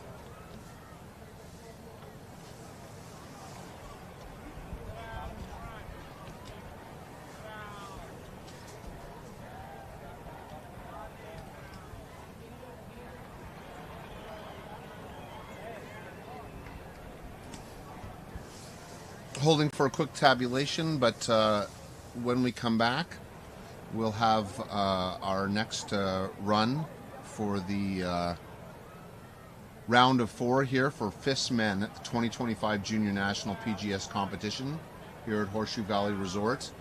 If you want information about Junior Nationals or about the resort or anything going on here, please check us out on Facebook and Instagram. Also, if you're watching and you have anything to say, let us know where you're from. Please put it in the comments on our live stream. We love hearing from everybody. We got people from all over the world. We got people from all over Europe and Asia watching, and all across North America and across Canada, which is really exciting. So yeah, it's cool to see the world support our Canadian Nationals event here. Yeah, I mean, I think, you know, when we get it online streaming like this, it's really very exciting because, you know, snowboarders are snowboarders across the world, and it's like just fun to watch some snowboarding, you know? Right. Especially the little guys. It's cool to see them getting involved. Love it. Love that so much. All right. Big semifinals round here for Logan Hawk in blue, Anderson Perry in red. Let's see what they've got. Looks like we have another softboard versus hardboard situation.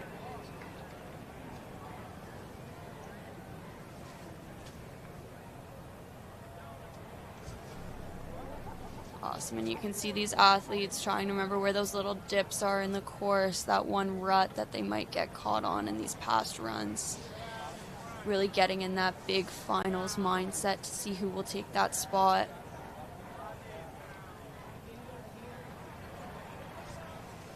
Awesome, and really close coming over the pitch here, with Logan Hawk pulling ahead of our Alpine snowboard here. Oh, and a little stumble from Anderson there. He's able to get back in the course without missing a gate, though. There is still a chance. But Logan Hawk progresses to our big finals with Anderson Perry going into our small. All right, so now we are moving on to U15 males.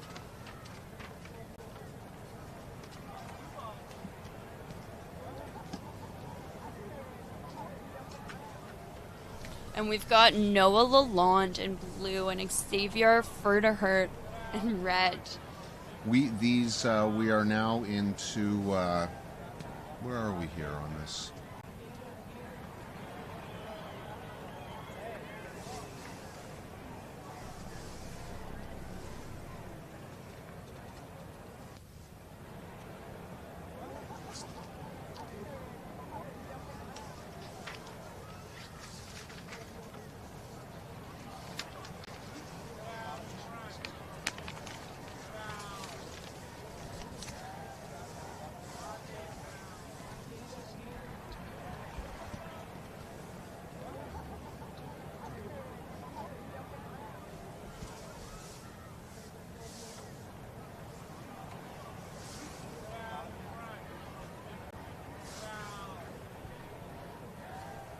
All right, so correction, we are actually running our U13 males. U13 males.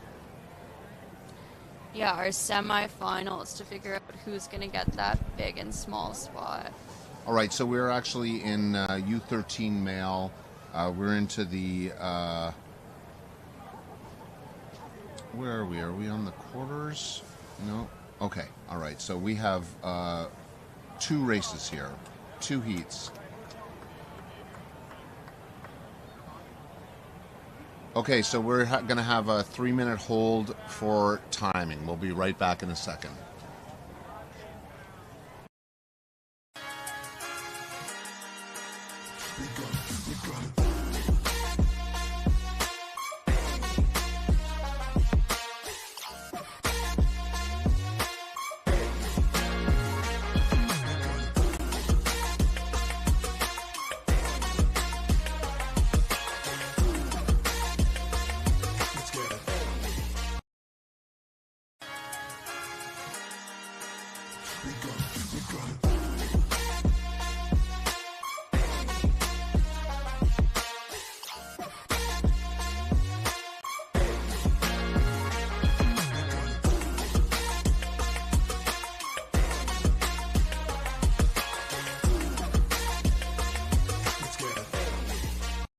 When you look back at the history of the sport, the people that pushed it to where it is today had to be super creative to come up with new tricks and to come up with new grabs and to think of new ways to approach, because it is something, you know, when you look at it, it is a piece of wood that you're sliding down the snow, but there's so many different ways that you can make use of that, and not just even in the competitive world, but if you go out and watch people's video parts, the different ways that people can use that same tool and put it to use in so many different ways is just mind-blowing.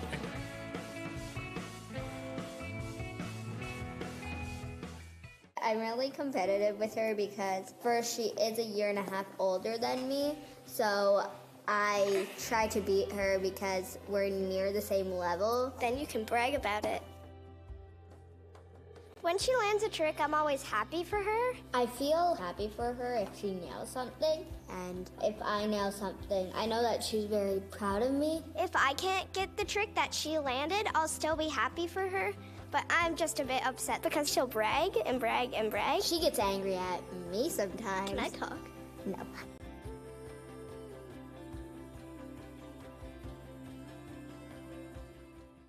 What's great about snowboarding in terms of like life skills is when we first started snowboarding and I was just teaching my kids to snowboard, the first thing I taught them was, I'm quoting a Batman movie, so forgive me, but it was basically, you know, why do we fall? So we can teach ourselves to get back up.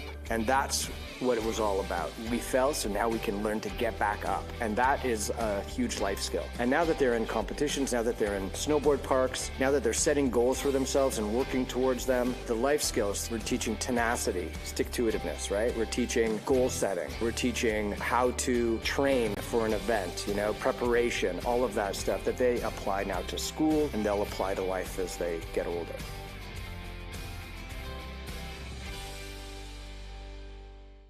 You know, when you meet somebody that snowboards, you can have an instant connection. Like if I'm at a party or if I'm at like a social outing and somebody snowboards, like instantly we're talking about like a million different things about it. And that's how my wife and I met. When we first met, that was like one of the first things that came. Okay, so we are back now with the U13 male semifinals.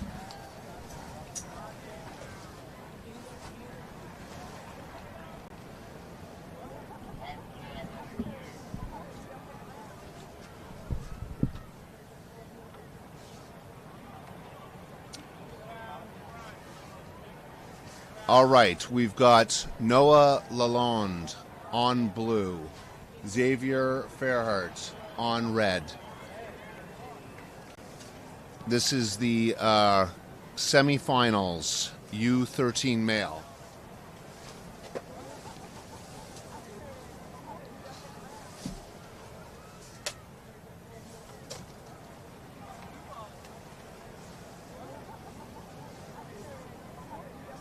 And really great run so far for this semifinals. We had a little wobble there from both athletes. It's tough to see who's in front. It looks like Xavier might have it a little bit. Really close in here with Xavier taking it. Nice. That was a nice... Xavier moves into our big finals with Noah moving into the small finals for the battle for third. Nice tight race there. All right, and then into our next U13 semi, we have Odin Frail on blue and Riley Miller on red.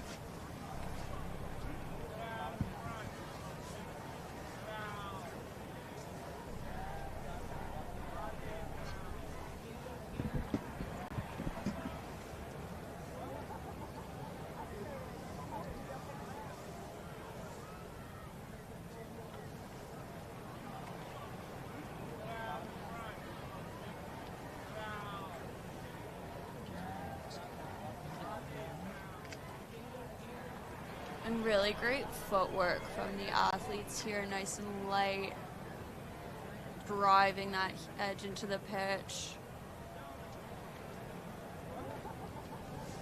Really great line. You can tell they're starting to get used to the pattern of these turns and when to start moving to the next one. With Odin pulling ahead, moving on to our big finals while Riley goes to small.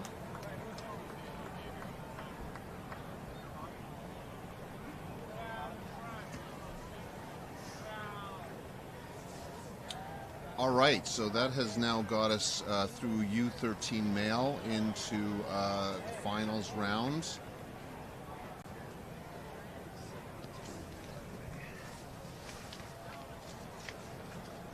And now we're going into our small finals for our U13 females. So this is our battle for bronze, Jay. All right. Yeah, that last spot on the podium. All right, so our U13 females small final. We have Fiona Mullen on blue and Lily Turner on red. We're into the finals. Yeah, it's getting serious, Jay. Yeah, I know. This is really exciting. Where wins become losses and losses become wins.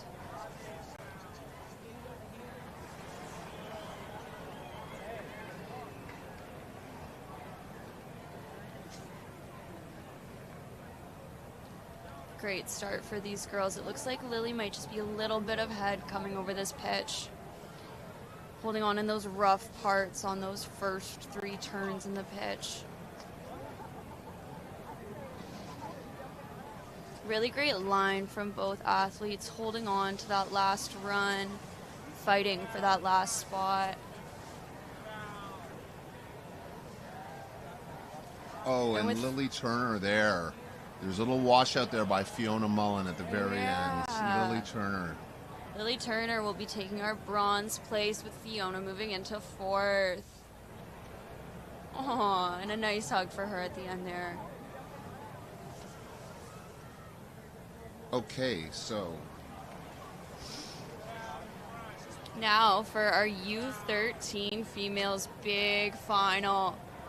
We got some big muscles from Ray Chapman there in blue, with Brinley getting ready in red. Let's see our battle for first and seconds across our U13 female category.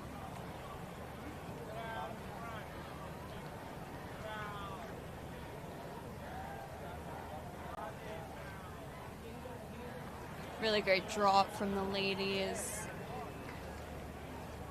Nice and light on those flats. Oh, with Ray driving on that pitch, just pulling in front.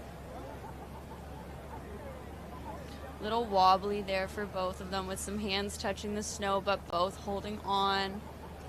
Brinley closing that gap just a little bit.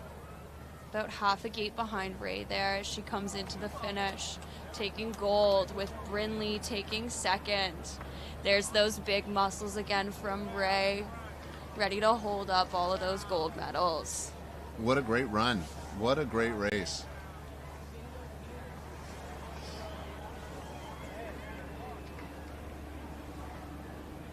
Oh, and you can see our groomer working on our bank slalom course over to the left there.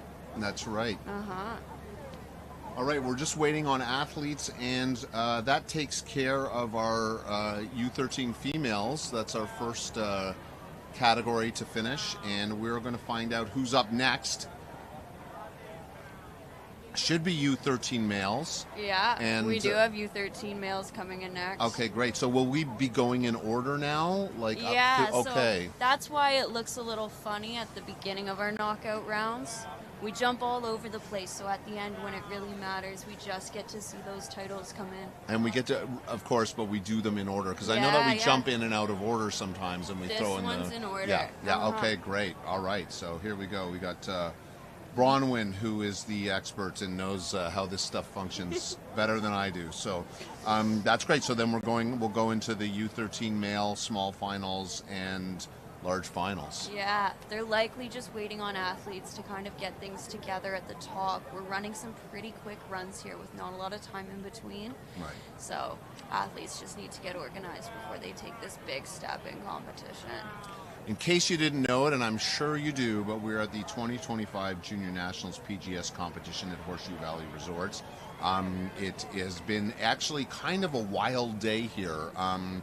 It looks beautiful and blue and gorgeous and everything, but you can see from those flags that the wind is whipping around here. Our tents on the side of the mountain that we're broadcasting from have almost been blown over several times. Yeah. The team is just holding things down here, so. All right, so. Literally. What have we got here now? So yeah, okay, so we have Noah Lalonde in blue and Riley Miller in red. So this will be our men's small final heat, that fight for third place again. All right, so this is for a bronze. Exactly, and Noah Lalonde taking fourth yesterday. He's hungry for this podium spot. All right, that would Curious to see what they pull out. Yeah, 2 days of podium for him if he can pull this out. All right. Oh no, we just missed it yesterday, so we're hungry. Oh, yes. Uh-huh. Really tight together here through this pitch. Any little stumble will give the other person the lead. Super close run with Noah pulling forward a bit. We're about quarter of a gate ahead, if that. Super tight. We need a direct line to the finish. And Noah put up his hands indicating that he thought he won, but we're going to want to get a confirmation on that for sure. That was really tight. That was a really tight one. Yeah, I couldn't. If that's our small finals, what's our big one going to be like? I couldn't have called that. So we're going to wait just to get a full confirmation on that.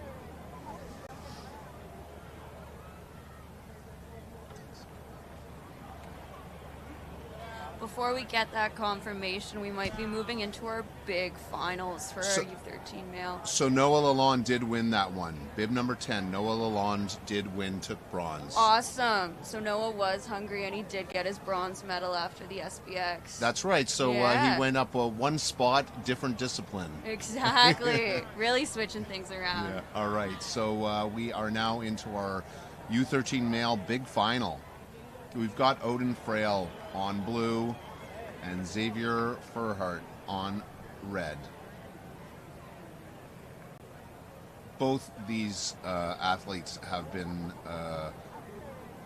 pretty, dominant in the last few days. I mean, I just kind of see their name constantly. It's been great. They're on course. Yeah, definitely. They've been around. Good competitors. Really close there with almost synchronized chatter coming through the pitch. It's really impressive that they could do that. And honestly, another super, super tight race. Oh! Again, Looks like that line at the end there might have ruined Odin's win. Yeah, I think that might have been Xavier across the line first. Again, kind of tough to see. Looks like I don't even think the athletes could even know. We're waiting for confirmation. And again, anything can happen in these races. That's why it's so interesting. Being an angle off in your turn could change the game for you. All right. Sorry. So Odin Frail did take that. Odin Love Frail. it. All right. So Odin Frail taking first, and all right. So we are moving on now. I believe this is Xavier in third. U15 female. All right. We've got Sophia Bao on red, and we've got Stuart Smith on blue. Small finals.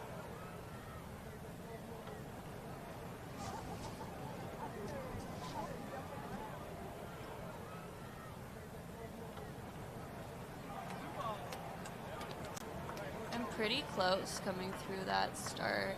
Stewart pulling ahead in the bottom here. Just getting that early edge on the next gate, ready for whatever's coming next. Oh, and a little stumble by Sophia. Oh, and we hit a tall too. We'll be checking in with her to make sure she's okay. Okay, we just want to check here on something.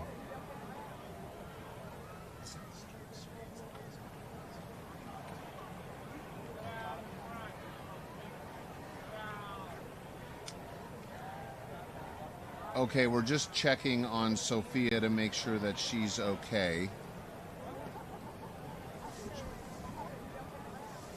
And it is possible that that was Evelyn Smith, maybe. Or Evelyn Smurl. I think we've got something maybe mixed up here in terms of numbers. We definitely might have messed something up. We think that was Evelyn Smurl that just won that. We just need to get some confirmation on bib numbers here. Okay, and we see Sophia coming down now, which is great. Awesome. She looks okay. Yeah. It's always great when athletes can ride off the hill.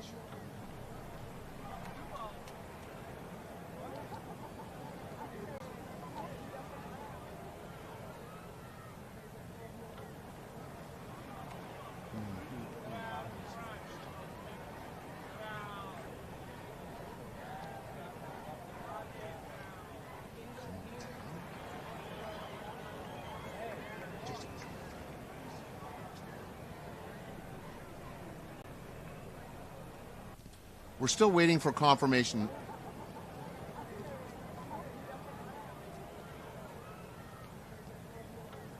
It's got to...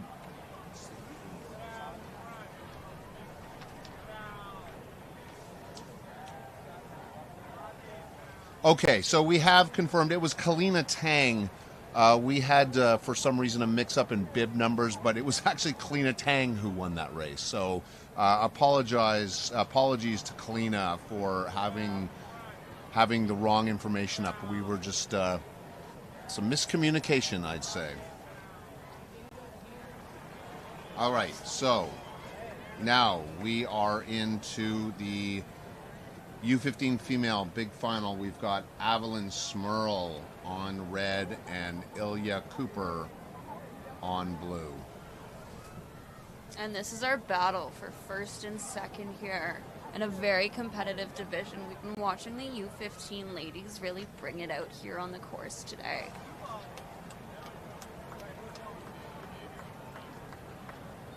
Two SBX athletes again. Awesome to see them taking over Alpine.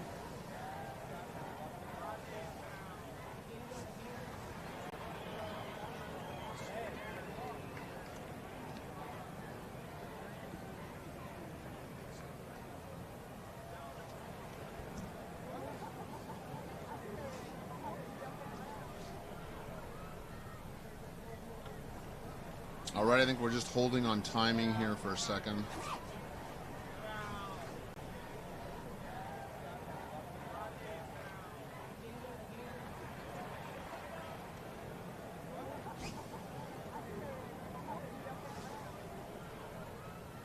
Yeah, and some coaches' chats. Look like Avlin and Ilya are both getting a chat from their coaches, little pep talks and visualization. And we're waiting on timing, which is, I mean, what happens when you're up in those gates waiting and you have to wait longer and longer? Like, what's going through your head? Well, I mean, it gets to a certain point where you do start to get a little bit impatient, but I think it also does show how strong your head is as in an athlete in a head-to-head competition like this. To be able to stand next to your competitor, keep your headspace clear and your mind in the game, really hard to do, and it'll test these athletes in a way that they may not have seen.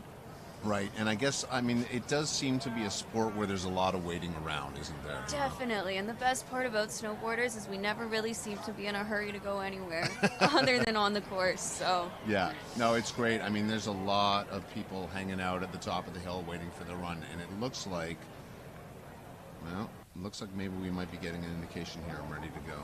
Oh yeah, we're seeing the girls start to get ready. U15 female big finals. Ilya Cooper, Avlin Smurl.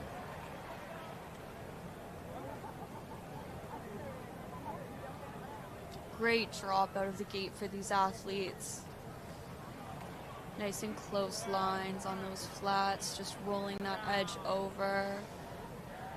And Ilya pulling ahead coming through that pitch. It's really about just who can hold their edge, keep their board in control, and get into that next turn. Super great performance from both of these ladies. Oh, and it's close still with Ilya taking gold and Avlin and silver. All right, what a great category. Oh, look at that. They're both congratulating each other. I think that these athletes are each other's biggest fans. Yeah, I definitely say the same, Jay. After growing up in it, it's a community that's just excited to have people to compete with. So, awesome to see. All right, so now we are into the U15 men's small finals. Angus Lindgren on blue and Graydon Wood on red.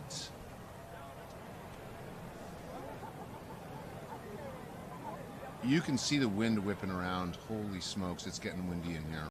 Yeah, I think these athletes are excited to be in finals right now. Yeah. Excited to get inside probably at some point very soon. Put their thicker coat on and go watch the rail jam after Yeah. this.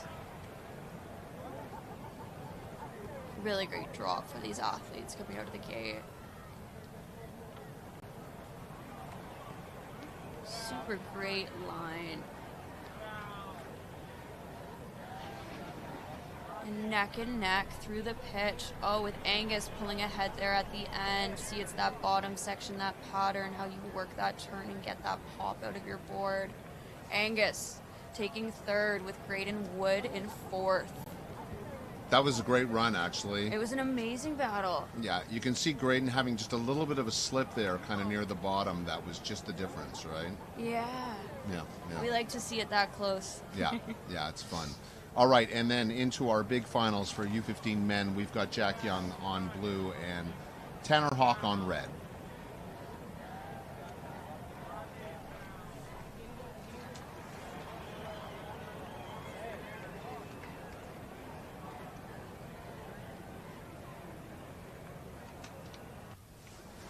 And Jay, yesterday, these two battled it out on the SBX course and took first and second.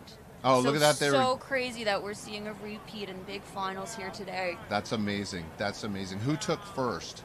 Oh, and first we had Tanner. All right, so here we go. Let's see if Tanner can do a first place 2 days in a row. We're off. I saw them both give each other a little signal there.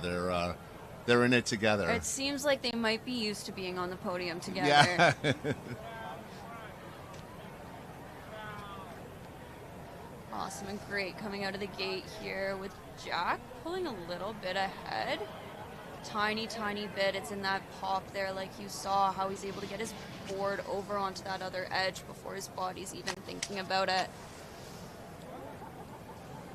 Killer performance from our SBX guys, with Jack taking second and Jack in first and Tanner in second, switching the podium from yesterday. Very nice. That's great. One for each.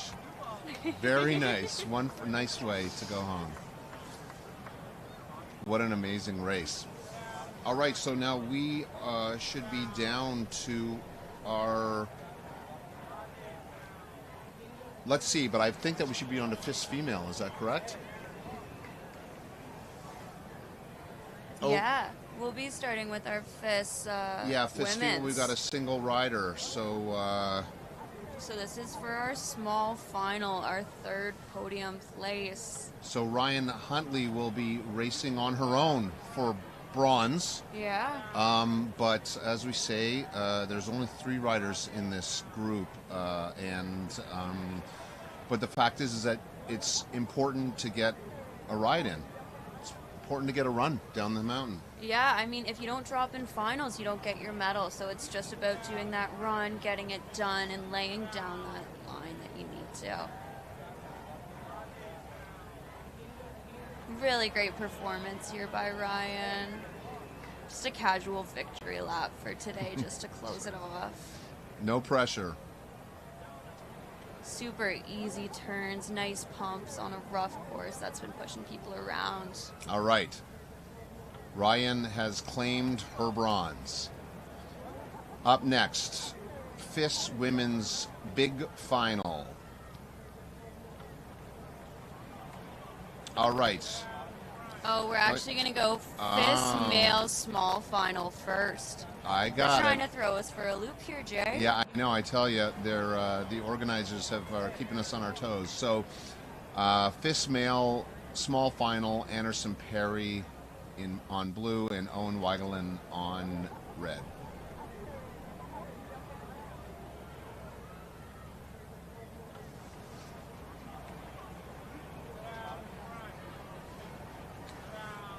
All right, a race for bronze for FIS men.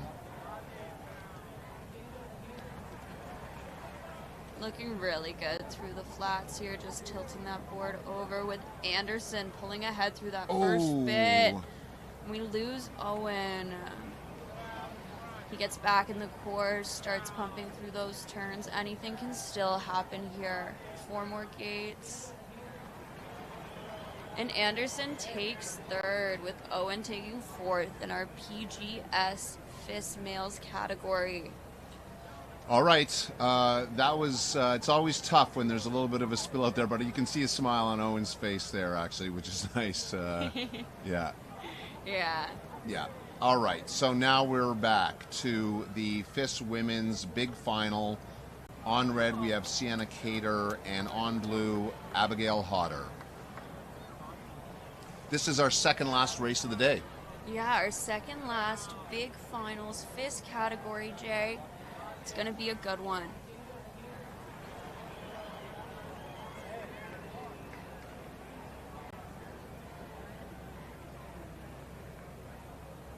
Really great line. You can see Abigail pull forward a little bit there, but Sienna's holding with a nice line.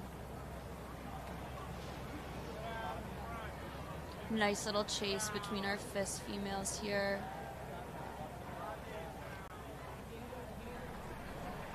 With Abigail taking first and Sienna really close behind with second. All right, so that's our gold and silver medalists here for women's FIS. All right. Awesome performance by those ladies.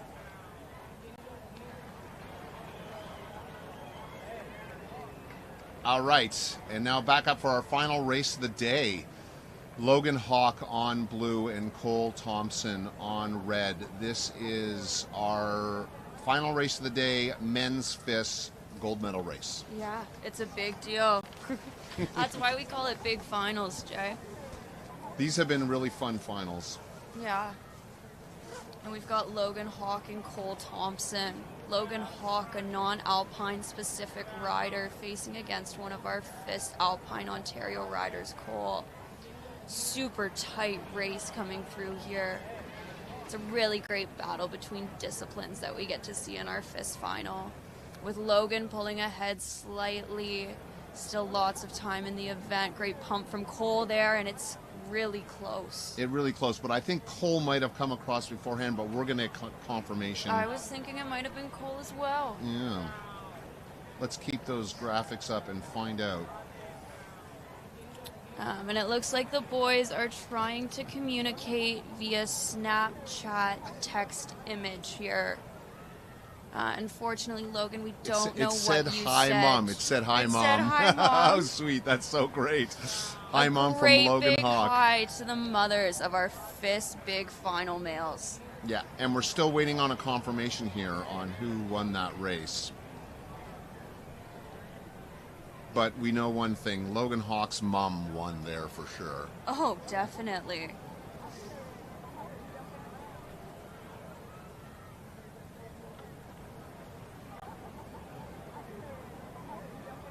All right, so that was our last run, men's FIS of the 2025 Junior Nationals PGS. All right, so it was Logan. Logan actually won. Logan came across first on that, so way to go. Awesome. All right, Logan's our champion.